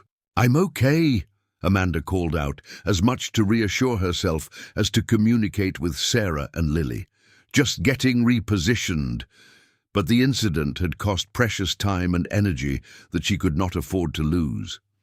The water around Lily's island was now mid-calf deep, and the 12-year-old was beginning to show signs of panic as her analytical mind calculated the remaining time before her refuge would be completely submerged. Her rock dam had failed entirely, and she was now standing in the only remaining dry spot in an area that was rapidly becoming part of the main current. Amanda resumed her advance towards Sarah's position, but her movements were now more cautious and deliberate. The near-drowning incident had reminded her that one mistake could result in multiple fatalities, including her own. The rescue operation was balanced on a knife's edge between success and catastrophe, with no margin for error remaining. Sarah was fighting her own battle against exhaustion and despair as she watched the rescue attempt unfold with agonizing slowness. The current was slowly but steadily pushing her downstream from Lily's island, and she was beginning to realize that even if Amanda reached her position, the logistics of getting all 3 of them to safety might prove impossible. The physics of the situation were unforgiving, and the flood's power was increasing rather than diminishing as runoff from the high country continued to feed the torrent. It was in this moment of approaching despair that an unexpected sound cut through the flood's roar, the distinctive whine of helicopter rotors approaching from the direction of the main valley. Sarah looked up to see a red and white aircraft bearing the markings of the Montana State Emergency Response Team, its powerful engines fighting against the mountain winds as it maneuvered into position above the flood zone. The helicopter's arrival changed the dynamics of the rescue operation completely, offering possibilities that had not existed moments before. But it also created new challenges, as the aircraft's rotor wash was adding to the chaos of the flood scene, creating additional turbulence in the water and making communication even more difficult than it had been. Amanda Torres immediately recognized the significance of the helicopter's arrival and began signaling with the emergency flares that were part of her standard rescue equipment. The bright red smoke provided a clear marker of their location for the aircrew. while also indicating the urgency of the situation unfolding below. Professional rescue teams had protocols for coordinating ground and air operations, but the flood conditions were unlike anything in their training manuals. The helicopter crew was conducting their own assessment of the rescue situation, using specialized equipment to evaluate wind conditions, water flow rates, and the feasibility of various rescue techniques. What they saw below was a complex emergency involving multiple victims in different locations, with ground rescue operations already in progress and natural conditions that were continuing to deteriorate. Lily, still trapped on her shrinking island, was now standing in water that reached above her knees and showed no signs of slowing its rise. The 12-year-old's composure was finally beginning to crack as the reality of her situation became undeniable. Her engineering mind had run through every possible scenario and was delivering conclusions that offered little hope for survival without immediate external intervention. The helicopter hovering above Eagle Creek belonged to the Montana Emergency Response Team's specialized high-altitude rescue unit, crewed by pilots and rescue technicians who had earned their reputations in some of the most challenging mountain rescue operations in North America. Captain Michael Brennan had been flying rescue missions for 15 years, but as he surveyed the chaos unfolding below, he encountered conditions that pushed the boundaries of what his aircraft and crew could safely accomplish. The flood had transformed the familiar landscape into something alien and hostile. Where detailed topographical maps showed gentle creek meanders and established landing zones, Brennan now saw a raging torrent that had obliterated all normal reference points. The rotor wash from his aircraft was creating additional turbulence in the floodwaters, making the already dangerous rescue operations even more complex for the ground teams working below. "Base, this is Rescue 7. Brennan spoke into his headset, while his co-pilot, Lieutenant Sarah Chen, worked to maintain stable positioning despite the challenging wind conditions created by the canyon's geography. "We have multiple victims. In active flood conditions, ground rescue teams are already engaged, requesting immediate backup and medical evacuation capabilities." The response from their base operations center carried news that Brennan had hoped to avoid. Rescue 7, all other aircraft are committed to flood emergencies throughout the region. You're the only air asset available for your location. Medical evacuation will be delayed a minimum 30 minutes due to multiple critical calls. This information meant that Brennan and his crew would need to not only execute the rescue operation, but also provide immediate medical care for any victims who required it. His aircraft carried advanced medical equipment, and his crew included a certified paramedic, but the logistics of treating multiple hypothermia and trauma cases in a confined helicopter cabin would stretch their capabilities to the limit. Flight engineer Tech Sergeant Lisa Rodriguez was already preparing the aircraft's rescue equipment while simultaneously monitoring the mechanical systems that were being stressed by the demanding flight conditions. The downdrafts and turbulence created by the canyon walls were forcing the engines to work harder than normal, while the precision hovering required for rescue operations was consuming fuel at rates that would limit their operational window. "Captain, I've got eyes on the ground rescue operations," Rodriguez reported through the intercom system. "One rescue specialist in the water attempting to reach 3 victims. Appears to be a woman and 2 children in immediate danger. Water levels still rising rapidly." From his pilot's seat, Brennan could see Amanda Torres fighting her way through the flood towards Sarah and the children. But he could also see that the ground rescue was unlikely to succeed before Lily's island disappeared entirely. The helicopter crew had 2 options: attempt a direct extraction of the most threatened victim, or support the ground rescue with equipment and personnel that might improve their chances of success. The decision required split-second timing and perfect coordination between air and ground operations. Brennan chose to commit his aircraft to the most dangerous rescue technique in their repertoire, a direct extraction from floodwaters using their helicopter's rescue hoist system. The maneuver would require Lieutenant Chen to maintain precise positioning, while Rodriguez deployed on a rescue cable into conditions that could easily prove fatal for the aircrew as well as the victims. Rodriguez, prepare for hot extraction, Brennan commanded using the military terminology for rescue operations conducted under hostile conditions. Chen, I need you to hold us steady at exactly 40 feet above the water. Any deviation could kill everyone involved.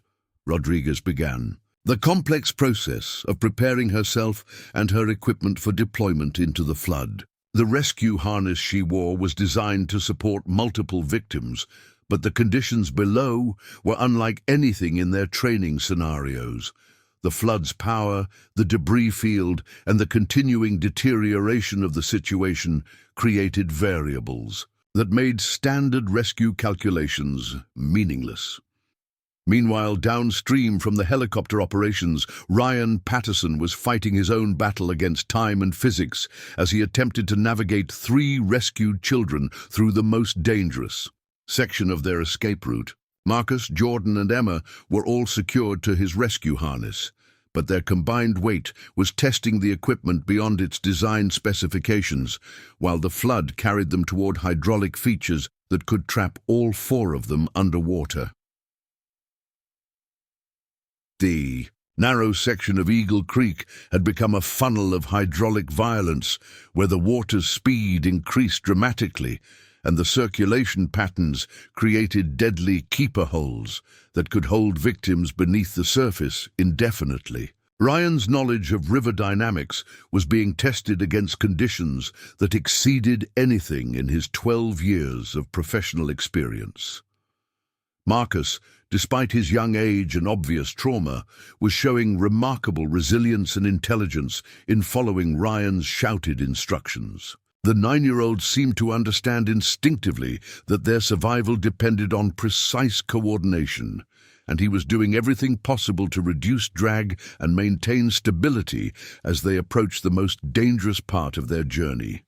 Jordan was semi-conscious but responsive, his hypothermia-weakened condition actually proving advantageous as it prevented panic responses that could destabilize their rescue group. The 14-year-old's swimming training was evident even in his compromised state, as his body positioning helped rather than hindered their progress through the challenging water. Emma was fighting both physical exhaustion and emotional trauma, as she processed the reality that her entire family had been scattered by the flood.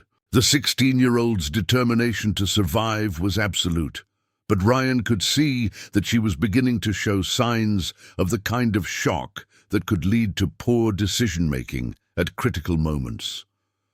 The hydraulic conditions in the narrow channel were even more severe than Ryan had anticipated.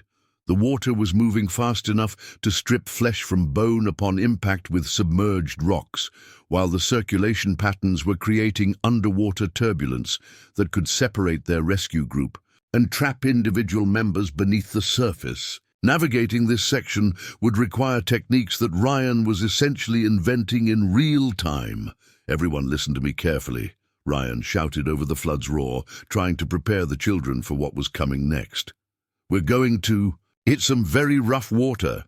Keep your feet downstream, don't try to fight the current, and whatever happens, don't let go of the rescue lines. If we get separated, the equipment will bring us back together, but only if you trust it completely.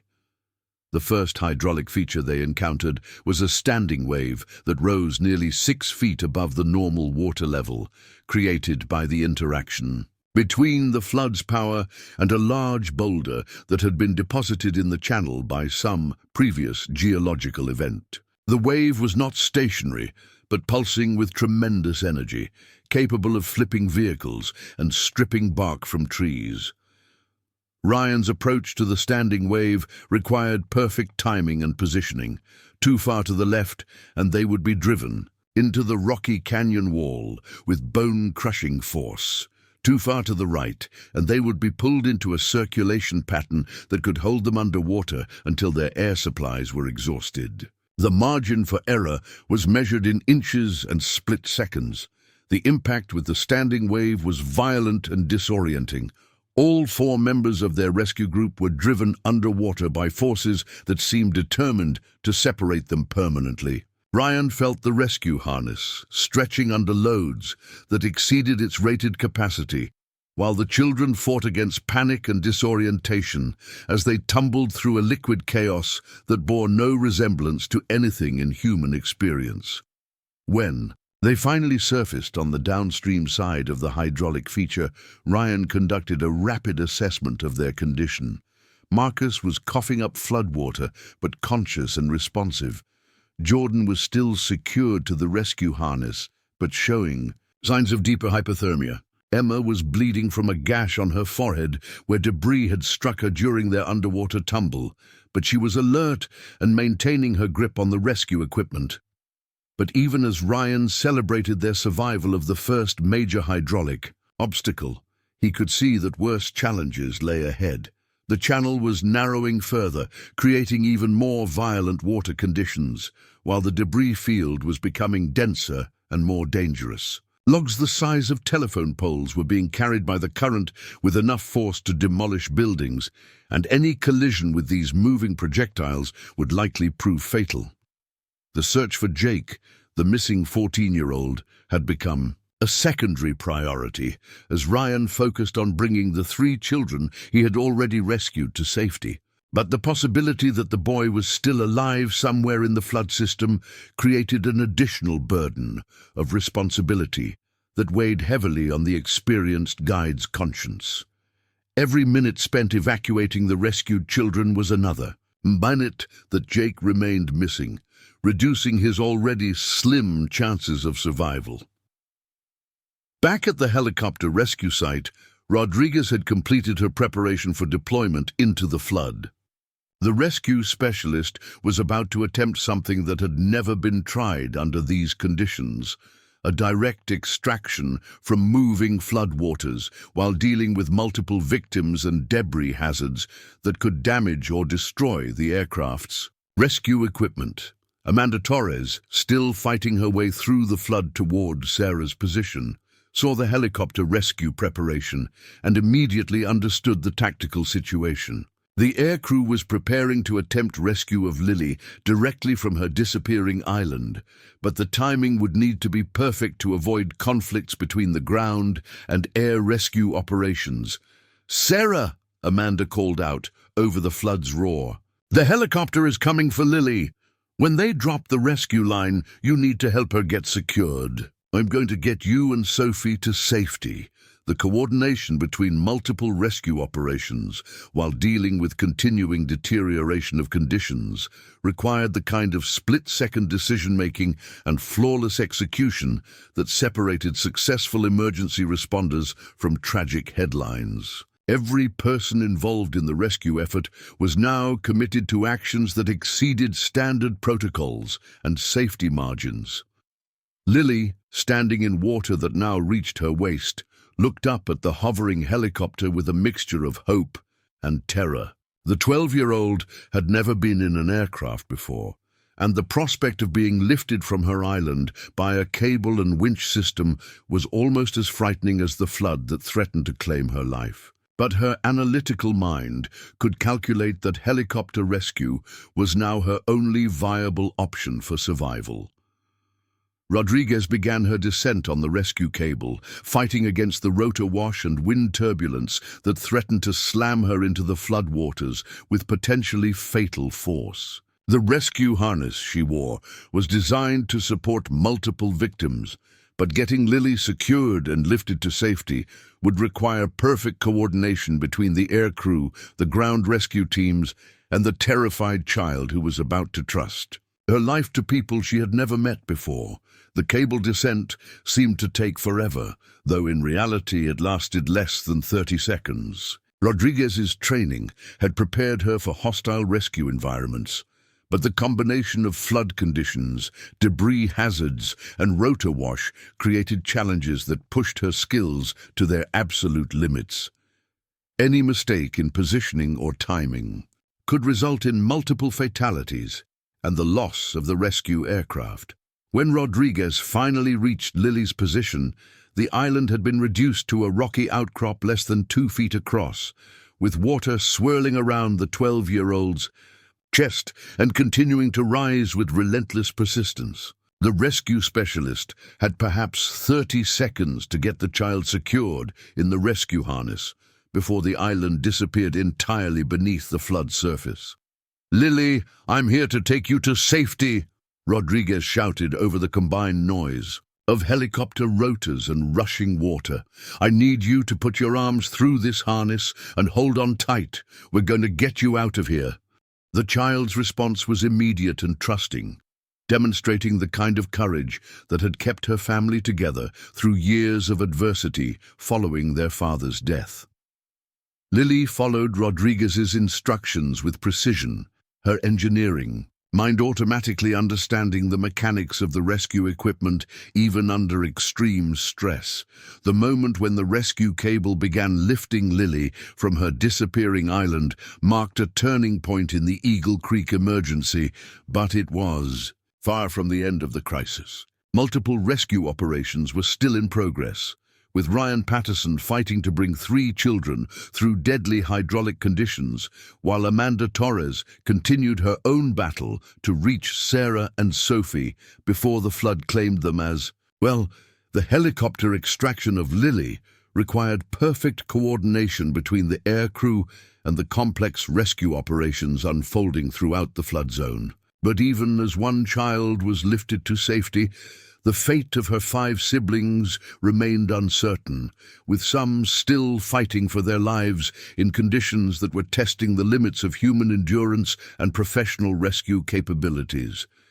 As Rodriguez and Lily rose through the rotor wash toward the helicopter's cabin, the 12-year-old got her first aerial view of the disaster that had transformed Eagle Creek into a landscape of destruction. From 40 feet above the flood, she could see the full scope of the emergency, the muddy torrent that stretched for miles through the valley, the debris fields that marked the high water boundaries, and the tiny figures of rescue personnel, working desperately to save her family members who were scattered throughout the chaos below. The sight was both terrifying and enlightening for someone with Lily's analytical mind. She could see the hydraulic patterns that were creating the most dangerous conditions, the debris accumulations that were forming temporary dams and redirect flows, and the geographic features that were either helping or hindering the rescue operations. Her engineering instincts were automatically cataloging information that might prove useful in locating her missing siblings. "Your family is very brave," Rodriguez told Lily as they were winched up toward the helicopter's cabin. "My colleagues are working to rescue all of them. You're going to help us by telling us everything you remember about where your brothers and sister were when the flood started." Inside the helicopter cabin, Lily was immediately wrapped in thermal blankets and given preliminary medical assessment by the crew's paramedic. The 12-year-old was suffering from mild hypothermia and shock, but her vital signs were stable, and her mental alertness was remarkable considering what she had just experienced. More importantly, her detailed observations of the flood's initial impact would prove invaluable in coordinating the ongoing rescue efforts. Captain Brennan was maintaining precise positioning above the flood zone, while simultaneously coordinating with ground rescue teams and base operations. The helicopter's fuel consumption was higher than normal due to the demanding flight conditions, and he was calculating the remaining operational time available before they would be forced to withdraw for refueling, a delay that could prove fatal for any victims still in the water. "Rodriguez, I need you back on the cable immediately," Brennan commanded through the intercom system. "The ground rescue specialist is in trouble, and we've got multiple targets still requiring extraction." Amanda Torres had finally reached Sarah's position, But the reunion was complicated by the deteriorating conditions and Sophie's panic-induced grip that was interfering with the rescue operation. The 6-year-old was beyond rational communication, a terror manifesting in physical responses that made coordinating their evacuation extremely difficult. "Sophie, sweetie, this is Amanda," the rescue specialist said in the calmest voice she could manage while fighting the current. "She's here to help us get back to dry land. I need you to let me put this special harness around both you and Mommy, so we can all stay together."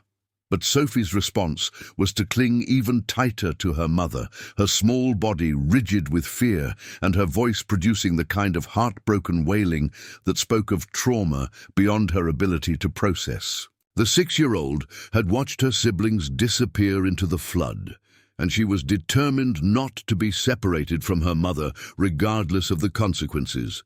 Sarah was caught between her need to help Amanda coordinate their rescue and her maternal instinct to comfort her terrified daughter.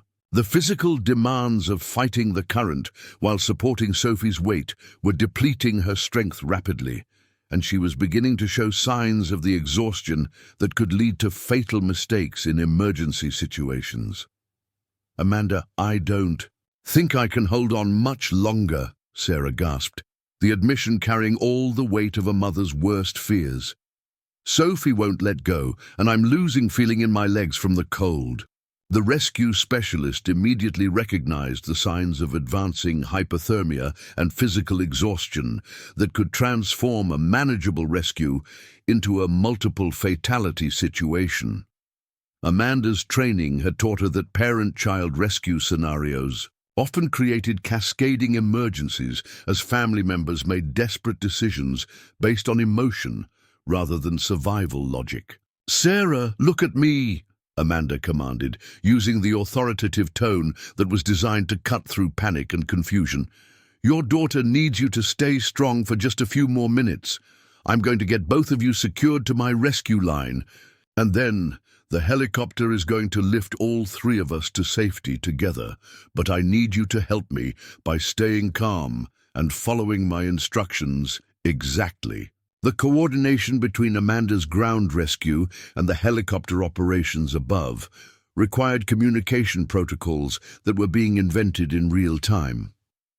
Rodriguez was preparing for her second cable descent while monitoring multiple radio frequencies that were carrying traffic from rescue operations throughout the flood zone. The complexity of managing overlapping emergency responses was testing the limits of even experienced rescue coordinators. Lieutenant Chen was fighting her own battle with the aircraft's flight controls as downdrafts and wind shear created by the canyon walls threatened to drive the helicopter into the floodwaters or slam it against the rocky canyon walls. The precision hovering required for rescue operations was consuming enormous amounts of fuel while stressing the aircraft's mechanical systems beyond their normal operational parameters. "Captain, we're approaching maximum hover time," Chen reported through the intercom. "Fuel consumption is running 15% higher than calculated, and we're getting stress warnings from the main rotor assembly." This information meant that the helicopter crew was facing the same kind of impossible decision that had confronted the ground rescue teams: whether to risk equipment failure and potential loss of air crew in order to continue rescue operations, or to withdraw to safety while victims remained in immediate danger. Meanwhile, downstream from the helicopter operations, Ryan Patterson was approaching the most dangerous section of his escape route with Marcus, Jordan, and Emma still secured to his rescue harness. The channel ahead narrowed to less than 30 feet between canyon walls, creating hydraulic conditions that resembled a liquid blender operating at maximum power. The water in the narrow section was moving at velocities that could strip skin from bones, while the circulation patterns were creating underwater turbulence that could hold victims beneath the surface until their air supplies were exhausted. Ryan's knowledge of river dynamics was being tested against forces that were rewriting the rules of hydraulic physics in real time. "This is going to be the roughest part," Ryan shouted to his 3 charges, trying to prepare them for what was essentially a controlled drowning experience that they would have to survive through teamwork and trust in rescue equipment. "We're going to go underwater for what will seem like a very long time. Don't panic, don't try to fight the current, and don't let go of anything no matter what happens." Marcus, despite his young age, was showing the kind of courage that would have made his father proud. The 9-year-old had processed his terror into determination, focusing on following Ryan's instructions with the precision of someone who understood that their survival depended on perfect coordination. Jordan was drifting in and out of consciousness due to hypothermia, but his swimming instincts were still functioning at a level that helped rather than hindered their progress through the dangerous water. The 14-year-old's body was automatically assuming positions that reduced drag and improved their group's hydrodynamics. Emma was fighting both physical exhaustion and the psychological trauma of watching her family scattered by the flood. The 16-year-old's determination to survive was absolute, but Ryan could see that she was beginning to show signs of the kind of shock that could lead to poor decision-making at critical moments. The entry into the narrow channel was like being swallowed by a liquid monster. All 4 members of their rescue group were immediately driven underwater by forces that seemed designed to tear them apart. The rescue harness stretching under loads that exceeded its rated capacity, while the current tumbled them through a chaos of rocks, debris, and hydraulic violence that defied human comprehension. Ryan felt the rescue equipment beginning to fail under the enormous stresses being placed on it. The carabiners that connected the children to his harness were showing signs of deformation, while the rescue rope itself was being abraded by contact with sharp rocks that lined the channel bottom. The margin between successful rescue and catastrophic equipment failure was shrinking with each passing second. When they finally emerged from the underwater chaos, Ryan conducted a rapid assessment that revealed both good news and serious problems. All 3 children were still secured to his rescue harness and conscious, but Marcus was showing signs of a head injury from impact with submerged debris, while Emma was bleeding from multiple lacerations that suggested contact with sharp rocks during their underwater tumble.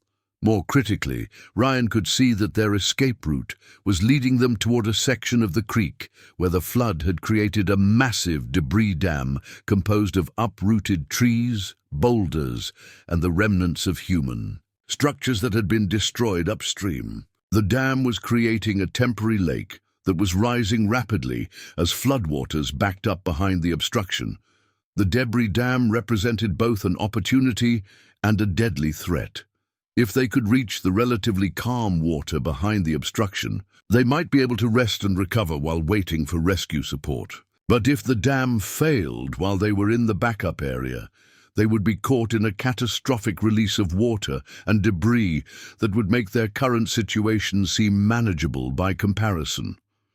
Ryan made the decision to attempt reaching the backup area, knowing that his 3 charges were approaching the limits of their endurance and that continuing downstream would likely result in additional casualties. The approach to the debris dam required navigating through a field of floating hazards while fighting against the current that was trying to carry them past their intended refuge.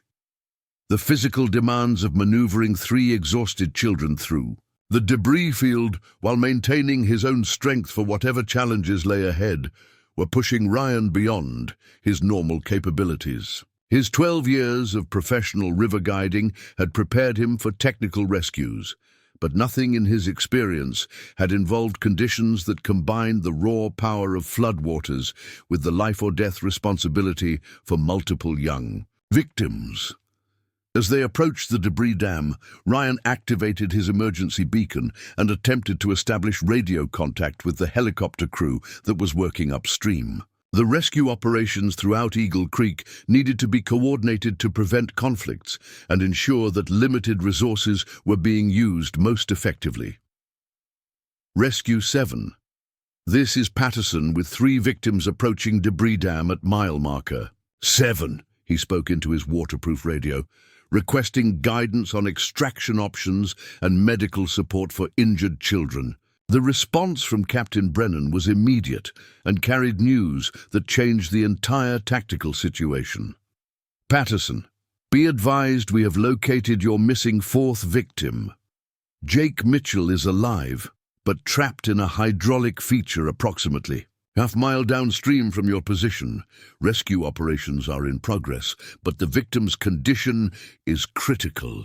This information meant that Jake, the 14-year-old who had been missing since the flood's initial surge, was not only alive, but had been located by other rescue teams. The boy's survival was miraculous, considering the time he had been missing. But his critical condition meant that every rescue resource in the area would be needed to save his life. The news that Jake Mitchell was alive sent shockwaves through every rescue team working the Eagle Creek disaster zone. After being missing for what felt like hours in flood conditions that typically proved fatal within minutes, the 14-year-old's survival represented a miracle that defied all statistical probability.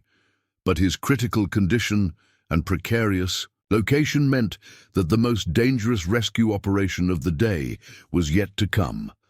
Staff Sergeant Kevin Torres of the Montana National Guard Special Operations Rescue Team had been the one to spot Jake during a reconnaissance flight over the lower reaches of Eagle Creek. The boy was trapped in what rescue professionals called a hydraulic hole, a circular current pattern created when floodwater poured over a large boulder or ledge, creating an underwater washing machine effect that could hold victims indefinitely while slowly drowning them. "Base, this is Torres 7-7, Kevin radioed to the emergency command center while circling the hydraulic feature where Jake was trapped. "I have visual confirmation on the missing Mitchell child. Victim appears conscious but severely hypothermic. He's been caught in a keeper hole for an unknown duration. This is going to require technical extraction with specialized equipment. The hydraulic feature holding Jake was located in a section of Eagle Creek where the flood had carved a temporary waterfall over a natural rock ledge. The water was falling nearly 10 feet into a pool below, creating circulation patterns that were powerful enough to hold a full-grown adult underwater indefinitely. The fact that Jake had survived this long suggested either incredible luck or the kind of survival instinct that emerges in extreme situations. Kevin Torres was part of a specialized rescue unit that had been formed specifically to handle the kind of technical emergencies that exceeded the capabilities of standard emergency response teams. His equipment included advanced diving gear, specialized ropes and pulleys designed for swift water rescue, and medical supplies capable of treating severe hypothermia and trauma in field conditions. But even with his specialized training and equipment, the rescue of Jake Mitchell would require techniques that pushed the boundaries of what was considered survivable for both victim and rescuer. The hydraulic feature was not only holding Jake captive, but was also preventing any normal approach by rescue personnel. Anyone who entered the circulation pattern would likely become trapped alongside the victim, creating multiple casualties instead of a successful rescue. "I'm going to need a ground anchor team and medical support standing by," Kevin continued, his radio communications while studying the tactical situation from above. "This extraction is going to require precise timing and immediate medical intervention. The victim's been in near freezing water for extended periods and is likely approaching the limits of human endurance."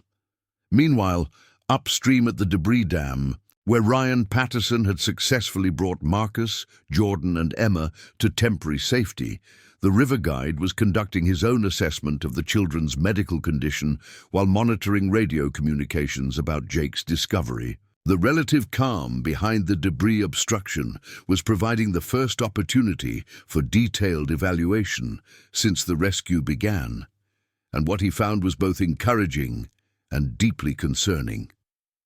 Marcus, the 9-year-old, who had been the first swept away by the flood, was showing remarkable resilience despite obvious signs of head trauma from his underwater collision with debris. The boy was conscious and responsive, his pupils were equal and reactive, and his speech was clear despite his obvious exhaustion.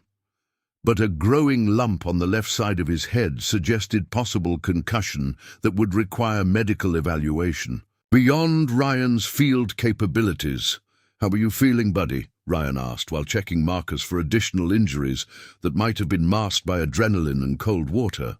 "Any headache, dizziness, or problem seeing?" "I'm okay," Marcus replied, with the stoic determination that seemed to run in the Mitchell family bloodline. "My head hurts some, but I can think fine." "Are you going to be able to find Jake?" "He was right behind me when the water got really bad."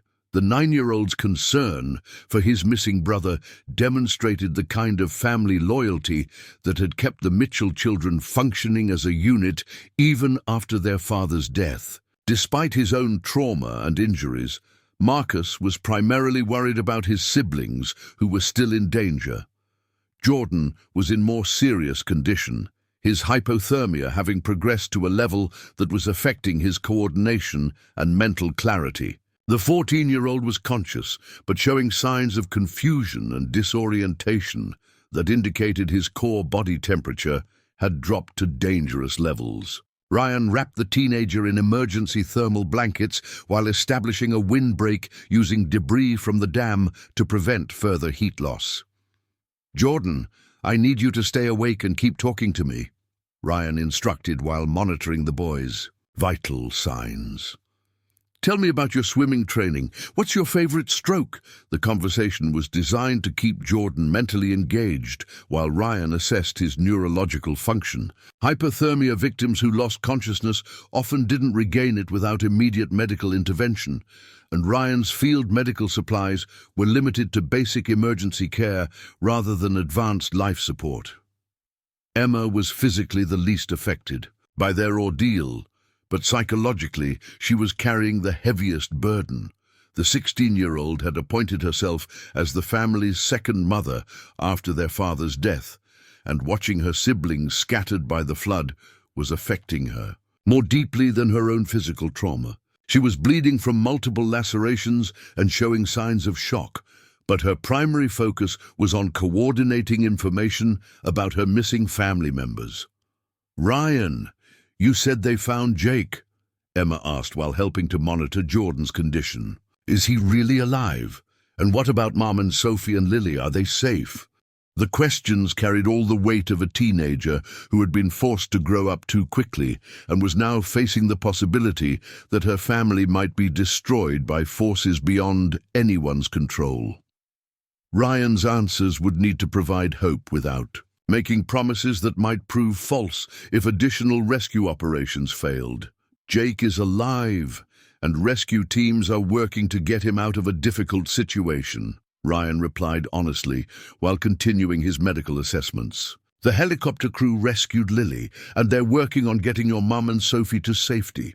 Everyone is fighting very hard to bring your family back together." The temporary refuge behind the debris dam was providing breathing space for medical assessment and planning, but Ryan knew that their position was precarious in ways that went beyond the immediate flood conditions. The dam itself was a temporary structure created by the flood's power, and its failure would release a catastrophic wall of water and debris that would make their current situation seem manageable by comparison. More critically, the water level behind the dam was continuing to rise as floodwater backed up against the obstruction. Ryan estimated that they had perhaps 30 minutes before their refuge would be submerged, forcing them back into the flood regardless of the children's medical condition or the availability of rescue support. Kevin Torres had completed his reconnaissance of Jake's position and was preparing for the most technically demanding rescue operation of his career. The hydraulic feature holding the 14-year-old was located in a geography that made normal rescue approaches impossible, while the continuing flood conditions meant that any mistake would likely result in multiple fatalities. The rescue plan. Kevin developed required equipment and techniques that were normally used in cave rescue operations, rather than swift water emergencies. He would need to establish anchor points on the rocky ledges above the hydraulic, then use a complex system of ropes and pulleys to extract Jake without entering the circulation pattern himself. Base, I'm going to need the technical rescue trailer and at least 4 additional personnel, Kevin radioed, while calculating the equipment requirements for his planned operation. This is going to require mechanical advantage systems and precision timing that exceeds standard swift water protocols. But even as Kevin prepared for Jake's rescue, the tactical situation was becoming increasingly complex due to the multiple emergency operations happening simultaneously throughout Eagle Creek. Amanda Torres was still working to extract Sarah and Sophie from their position in the main flood channel, while the helicopter crew was approaching the limits of their operational capacity due to fuel consumption and mechanical stress.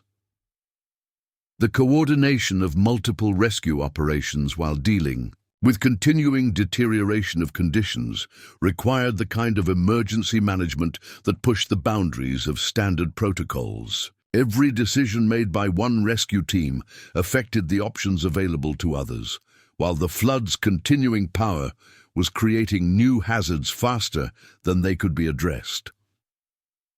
Captain Brennan made the difficult decision to temporarily withdraw his helicopter from the immediate rescue area to refuel and conduct mechanical inspections that were necessary for continued safe operation. The aircraft had been operating under extreme conditions for over an hour, consuming fuel at rates that exceeded normal calculations while stressing mechanical systems beyond their normal parameters.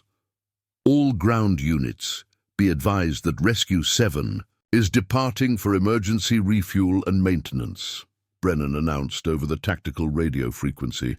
We'll be back on station in approximately 20 minutes, but ground operations will need to be self-sufficient during that period. This information meant that Amanda Torres would need to complete her rescue of Sarah and Sophie without helicopter support, while Kevin Torres would have to execute Jake's extraction using only ground-based resources. The margin for error in both operations had just shrunk to virtually zero. Amanda had finally succeeded in getting Sarah and Sophie secured to her rescue line, but the evacuation to shore was proving more difficult than anticipated due to Sophie's continued panic and Sarah's advancing hypothermia. The 6-year-old was beyond rational communication, her terror manifesting in physical responses that made coordinating their movement extremely dangerous. "Sophie, sweetheart, look at me," Amanda said while fighting the current that was trying to carry all 3 of them downstream. "We're going to play a game where you hold on to Mommy and me at the same time. Can you do that for me?"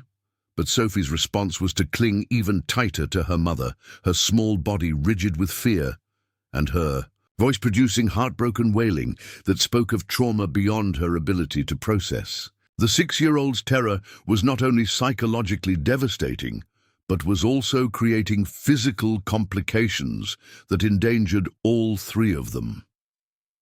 Sarah was showing signs of advanced hypothermia that were affecting her judgment and coordination.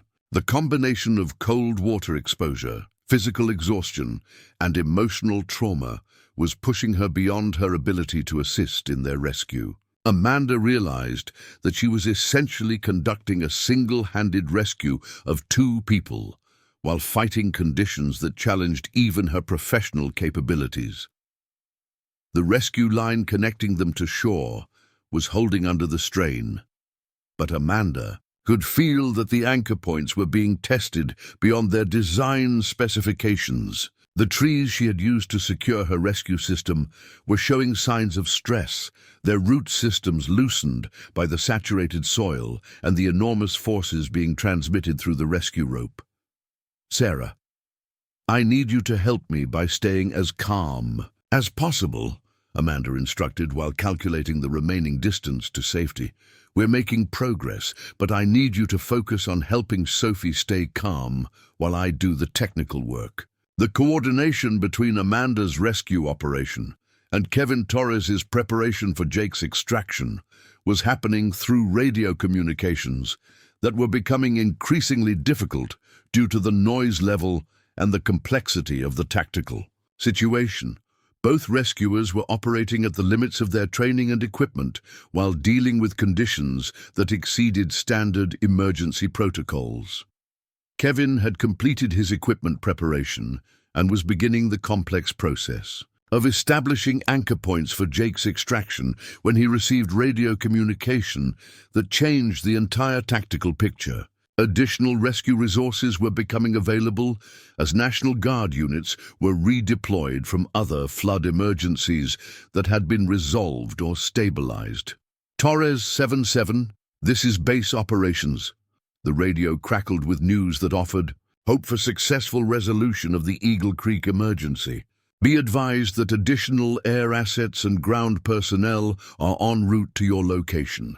ETA 15 minutes for helicopter support, 20 minutes for additional technical rescue teams." This information meant that Kevin's rescue of Jake could be supported by additional personnel and equipment that would improve the chances of success while reducing the risks to both victim and rescuer. But it also meant that Jake would need to survive another 15 to 20 minutes in conditions that had already pushed him beyond normal human endurance limits.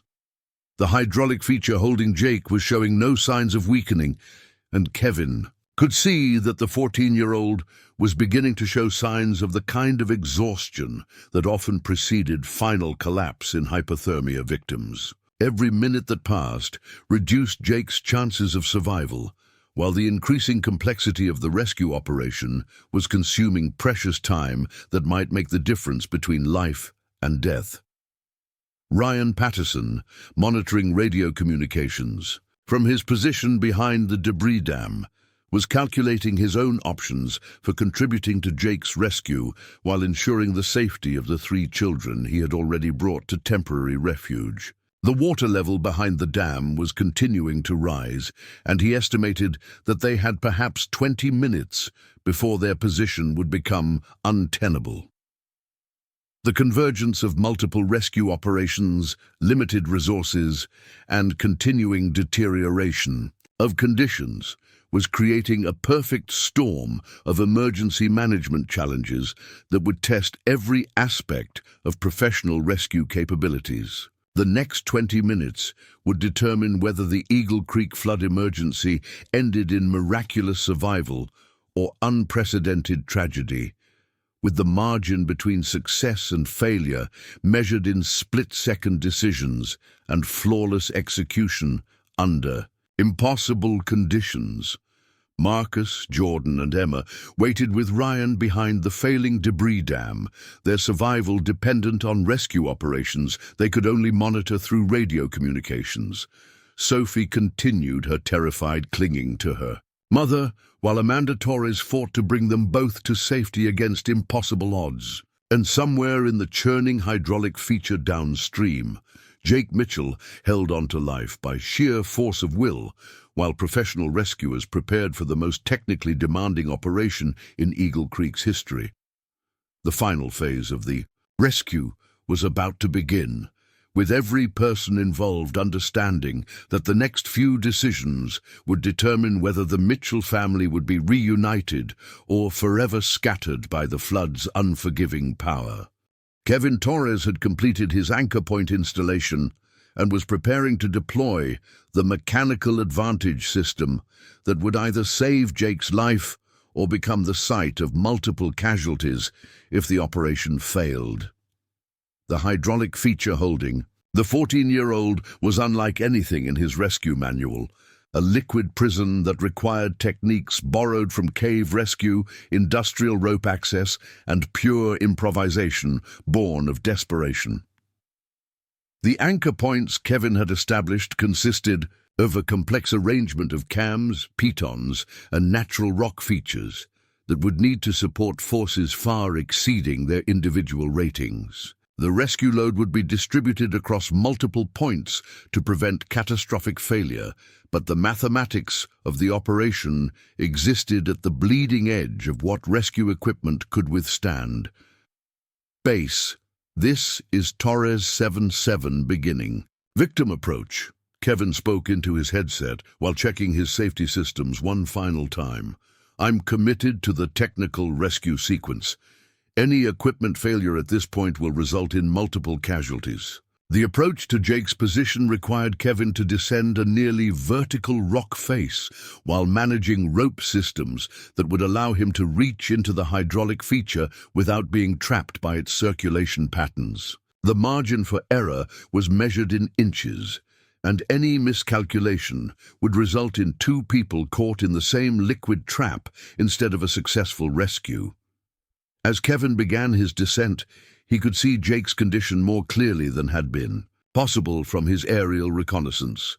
The 14-year-old was barely conscious, his lips blue with hypothermia, and his movements showing the kind of uncoordinated weakness that indicated his core body temperature had dropped to dangerous levels. Most critically, Jake's grip on the debris that was keeping him at the surface of the hydraulic was clearly weakening. "Jake! Can you hear me?" Kevin shouted over the roar of water cascading into the hydraulic feature. "I'm here to get you out. I need you to stay awake and follow my instructions."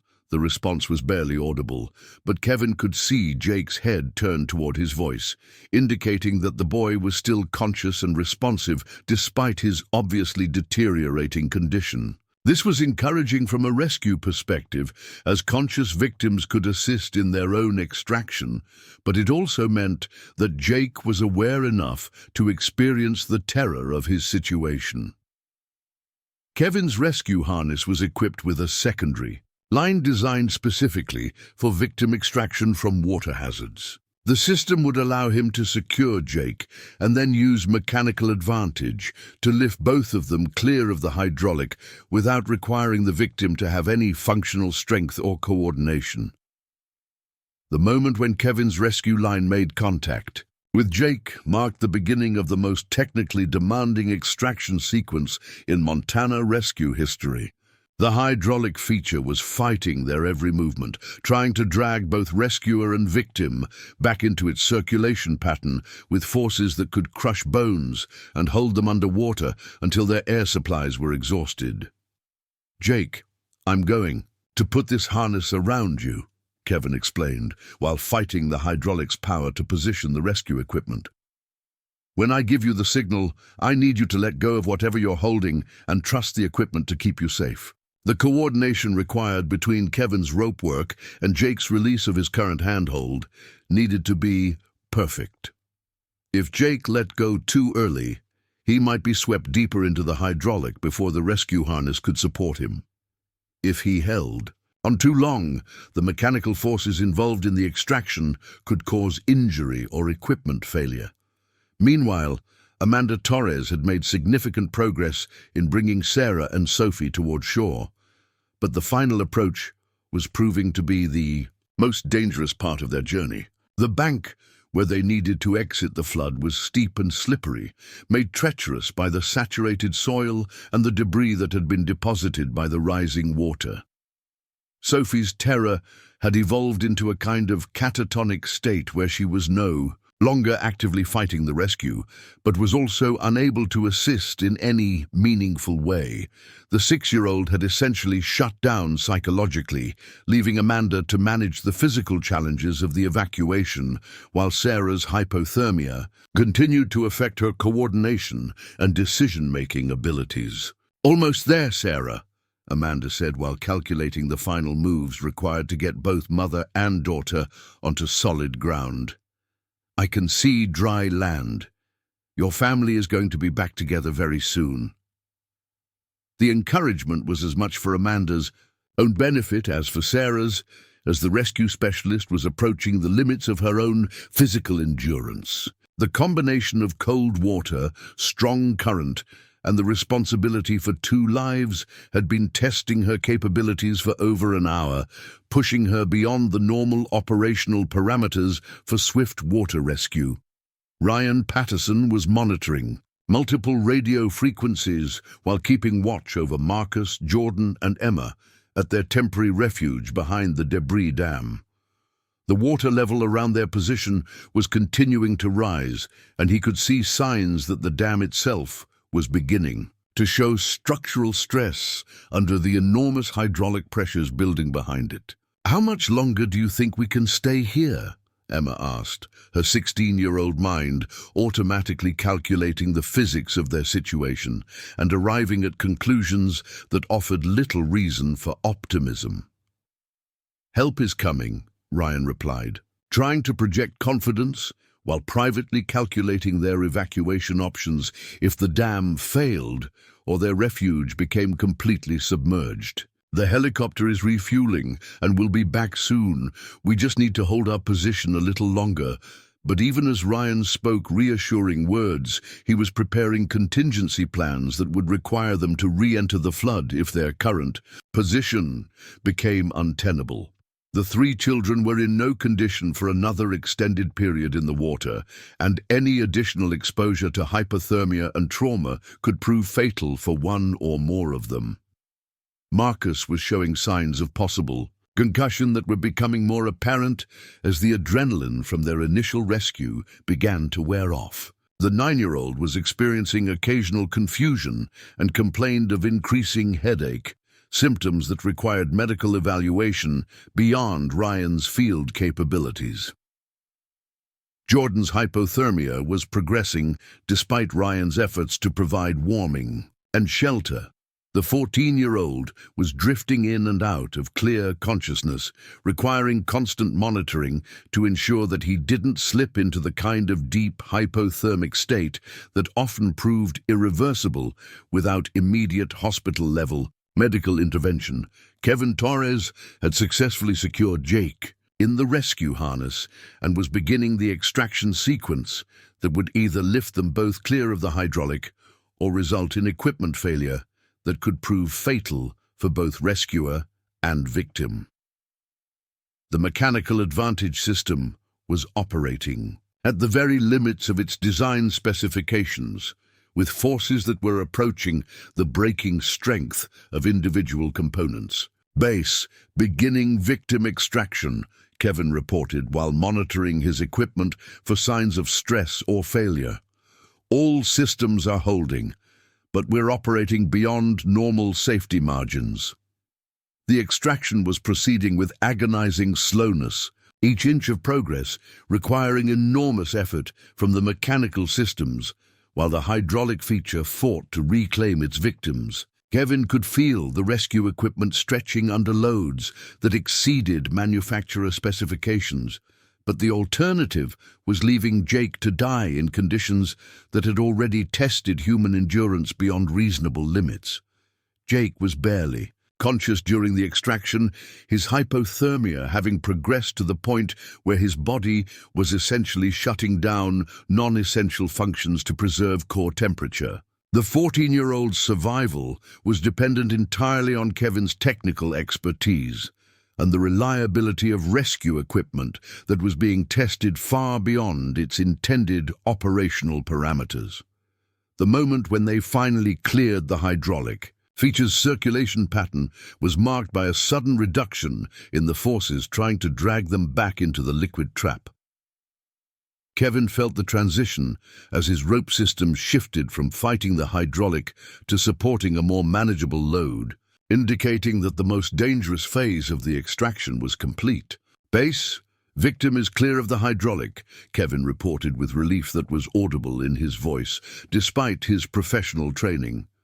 "Beginning transport to medical staging area. Victim is hypothermic and semi-conscious, but responsive." The successful extraction of Jake from the hydraulic feature marked a turning point in the Eagle Creek rescue operation, but it was far from the end of the emergency.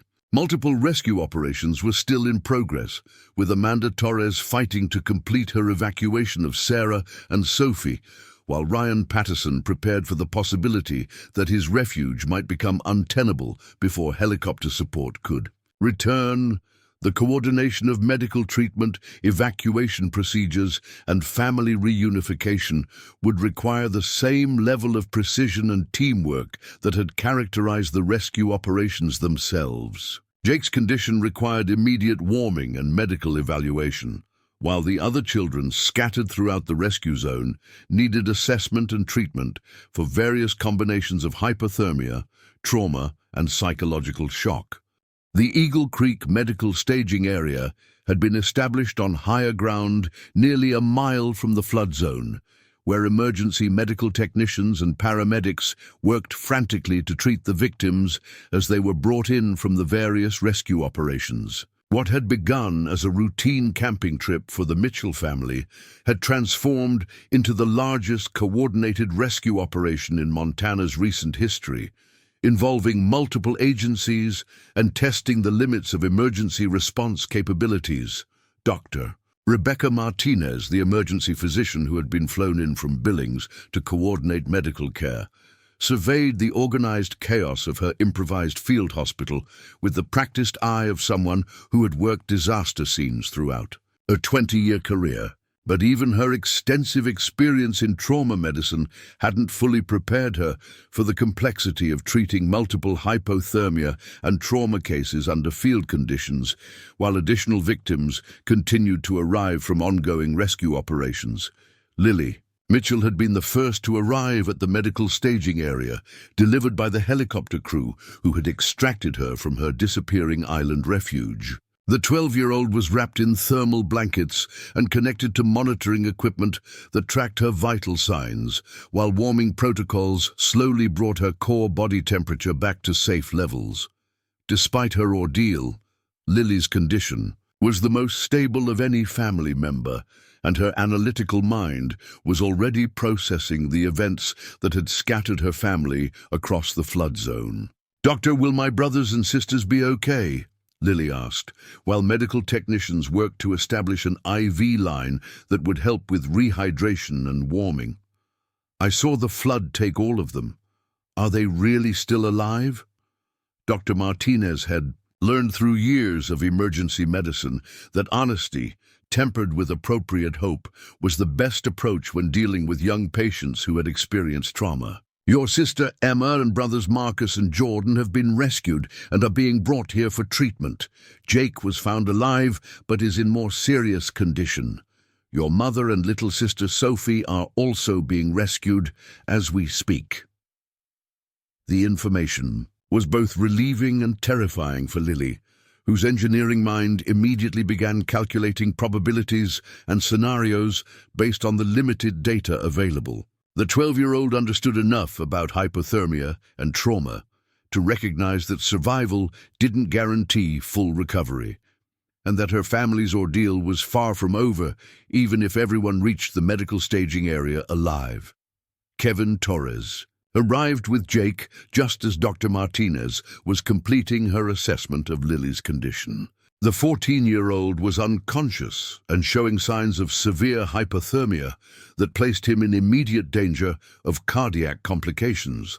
His core body temperature had dropped to levels that required aggressive warming protocols and intensive monitoring to prevent the kind of physiological shock that could prove fatal even after successful rescue. Victim extraction from hydraulic feature, unconscious for approximately 10 minutes during transport, Kevin reported to the medical team while helping to transfer Jake to the treatment area.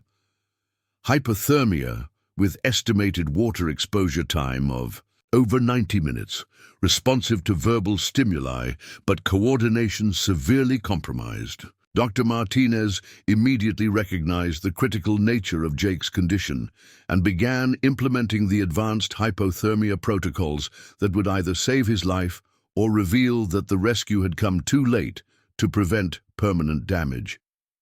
The medical equipment available at the staging area was sophisticated but not equivalent to hospital-level intensive care, requiring her to make treatment decisions based on field medicine principles rather than ideal therapeutic options. Get him on the warming blankets immediately and establish large-bore IV access, Dr. Martinez commanded, while checking Jake's pupils and neurological responses.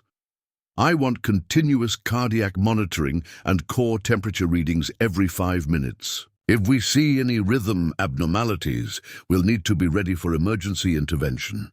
Jake's condition represented the most serious medical challenge of the Eagle Creek rescue operation, but it was far from the only concern demanding Dr. Martinez's attention.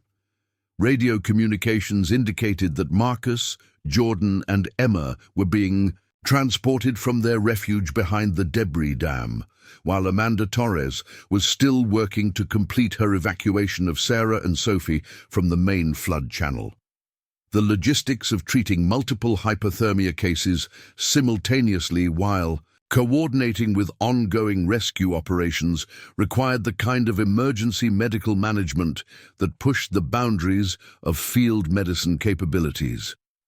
Dr. Martinez found herself essentially running a small hospital under conditions that would challenge even major trauma centers, with limited resources and patients whose conditions were continuing to evolve as rescue operations brought them to safety. Ryan Patterson's voice crackled over the radio with updates on the condition of the 3 children he had rescued. Medical. Staging. This is Patterson en route with 3 victims. Marcus shows signs of possible concussion with confusion and headache. Jordan has moderate to severe hypothermia with altered mental status. Emma is hypothermic but alert and oriented. ETA to staging area approximately 8 minutes. This information allowed Dr. Martinez to prepare treatment protocols specific to each child's anticipated needs while simultaneously monitoring Jake's response to warming procedures and Lily's continuing recovery. The complexity of managing multiple patients with overlapping but distinct medical requirements was testing every aspect of her emergency medicine training. The helicopter that had refueled and returned to service was now being used to transport the most critical patients directly from rescue sites to the medical staging area, reducing transport time and allowing for immediate medical intervention. Captain Brennan's crew had developed procedures for medical evacuation that maximize their aircraft's capabilities while working within the safety constraints imposed by continuing flood conditions. Amanda Torres finally succeeded in bringing Sarah and Sophie to shore after a battle against the flood that had lasted nearly 2 hours. Both mother and daughter were suffering from hypothermia and exhaustion, but Sophie's psychological trauma was presenting challenges that went beyond standard medical protocols. The 6-year-old had essentially shut down emotionally, refusing to speak or acknowledge anyone except her mother, while clinging with desperate strength that suggested profound psychological shock. Medical staging. This is Torres requesting immediate psychological support for pediatric victim, Amanda radioed, while helping Sarah and Sophie toward the helicopter pickup point. 6-year-old female is non-responsive to verbal communication and showing signs of severe trauma reaction. Mother is hypothermic but stable. Dr. Martinez had anticipated that psychological trauma would be a significant component of the Mitchell family's recovery. But Sophie's condition was more severe than anything she had encountered in her disaster medicine experience. The 6-year-old's complete withdrawal suggested the kind of psychological protection mechanism that could require months or years of specialized treatment to resolve.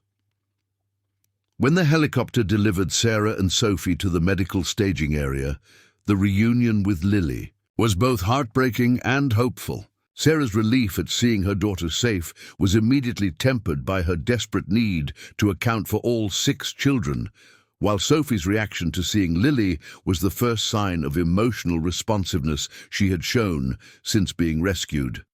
"Lily!" Sophie's voice was barely a whisper, but it was the first word she had spoken since the flood began. The 6-year-old reached out toward her sister with movements that suggested she was beginning to emerge from her psychological shutdown. though her grip on her mother remained desperate and unrelenting. "I'm here, Sophie," Lily replied, while medical technicians worked around her treatment area. "Everyone is going to be okay. The nice doctors are taking care of all of us." The interaction between the sisters provided Dr. Martinez with valuable insight into Sophie's psychological state and suggested that family contact would be an important component of her treatment protocol. But it also highlighted the complexity of providing medical care to a family that had experienced collective trauma while still dealing with the ongoing uncertainty about whether everyone had survived the flood. Ryan Patterson arrived with Marcus, Jordan, and Emma just as the medical team was establishing Sophie's treatment plan. The three children presented a spectrum of medical conditions that required immediate triage and individual treatment protocols, while their emotional reactions to being reunited with their mother and sisters added another layer of complexity to the medical response. Marcus, despite his head injury and obvious exhaustion, immediately began asking about Jake's condition, with the kind of persistence that suggested his concussion was not affecting his cognitive function in ways that would prevent recovery. The 9-year-old's primary concern was ensuring that all his siblings were accounted for and receiving appropriate care. "Is Jake really okay?" Marcus asked Dr. Martinez while medical technicians evaluated his head injury. "He was right behind me. When the water got really bad, I tried to help him, but everything happened so fast." Jordan was semi-conscious and required immediate warming protocols, but his vital signs were stable and his response to treatment was encouraging. The 14-year-old's hypothermia was severe, but appeared to be resolving without the kind of complications that could cause permanent damage, though his recovery would require careful monitoring for several hours. Emma's condition was perhaps the most complex from a psychological perspective. The 16-year-old had maintained remarkable composure throughout the rescue operation, but her role as the family's second mother was creating enormous emotional pressure as she processed the reality of how close they had all come to death. Her physical injuries were minor, but her psychological burden was enormous. "Mom, are we all really going to be okay?" Emma asked while helping to coordinate her siblings' care with the medical team. "When I saw everyone disappear into the water, I thought I was never going to see any of you again." Sarah's response was limited by her own hypothermia and exhaustion, but her determination to provide comfort and reassurance to her children was driving her to function beyond her physical capabilities. The single mother's strength had kept her family together through years of adversity, and she was drawing on those same reserves to help them begin processing the trauma they had all experienced. The medical staging area had become a complex environment where physical treatment, psychological support, and family reunification were happening simultaneously under conditions that challenged every aspect of emergency response capabilities. Dr. Martinez found herself coordinating not just medical care, but also the emotional needs of a family that had been scattered by disaster and was now beginning the difficult process of healing from collective trauma. Jake's condition remained the most critical, but his response to warming protocols was encouraging. The 14-year-old was beginning to show signs of returning consciousness, and his vital signs were stabilizing in ways that suggested the rescue had succeeded in preventing permanent damage from his extended exposure to hypothermic conditions. As the afternoon sun began to break through the storm clouds that had created the flash flood conditions, the Eagle Creek rescue operation was transitioning from emergency response to recovery and healing. All 6 Mitchell children had been rescued alive, a result that defied statistical probability and represented one of the most successful complex rescue operations in Montana's history. The river guide Ryan Patterson, who had risked his life to saved 4 children from conditions that exceeded anything in his professional experience, stood quietly at the edge of the medical staging area, watching the family reunification with the satisfaction of someone who had answered the call when circumstances demanded the impossible. His knowledge of river dynamics and swift water rescue techniques had proven to be the difference between rescue and tragedy for the Mitchell family. Amanda Torres, whose ground-based rescue operations had saved Sarah and Sophie while coordinating with air assets, was completing her equipment inventory and preparing her after-action reports. The swift water rescue specialist had pushed her training and equipment beyond normal operational parameters, demonstrating the kind of professional excellence that defined successful emergency responders. The helicopter crew, led by Captain Brennan, had executed multiple extractions under conditions that tested their aircraft and their skills to the absolute limits. Their coordination between air and ground operations had proven to be essential in managing the complex rescue scenario that had developed when the flash flood scattered the Mitchell family across miles of dangerous terrain. Staff Sergeant Kevin Torres, whose technical rescue expertise had saved Jake from the hydraulic trap that should have proven fatal, was already analyzing the operation for lessons that could improve future rescue protocols. His willingness to attempt techniques that exceeded standard rescue procedures had demonstrated the kind of innovation and courage that separated successful rescuers from those who were limited by conventional approaches. But perhaps most importantly, the Mitchell family had demonstrated the kind of resilience, courage, and love that enabled ordinary people to survive extraordinary circumstances. From 9-year-old Marcus's determination to help his siblings, to 16-year-old Emma's leadership under pressure, to 12-year-old Lily's analytical problem-solving, to Sarah's maternal strength that refused to accept defeat, each family member had contributed to their collective survival in ways that honored their father's memory and proved that some bonds are stronger than any natural disaster.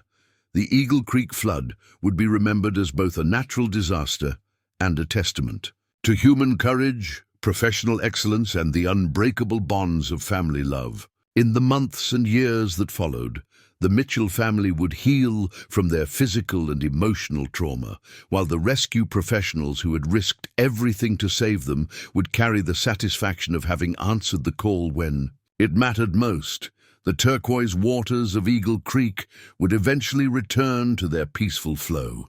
But the story of what happened on that August afternoon would become part of Montana's rescue history, inspiring future generations of emergency responders and reminding everyone that heroes are made not by seeking danger, but by refusing to turn away when others need help desperately. Up next, you've got 2 more standout stories right on your screen.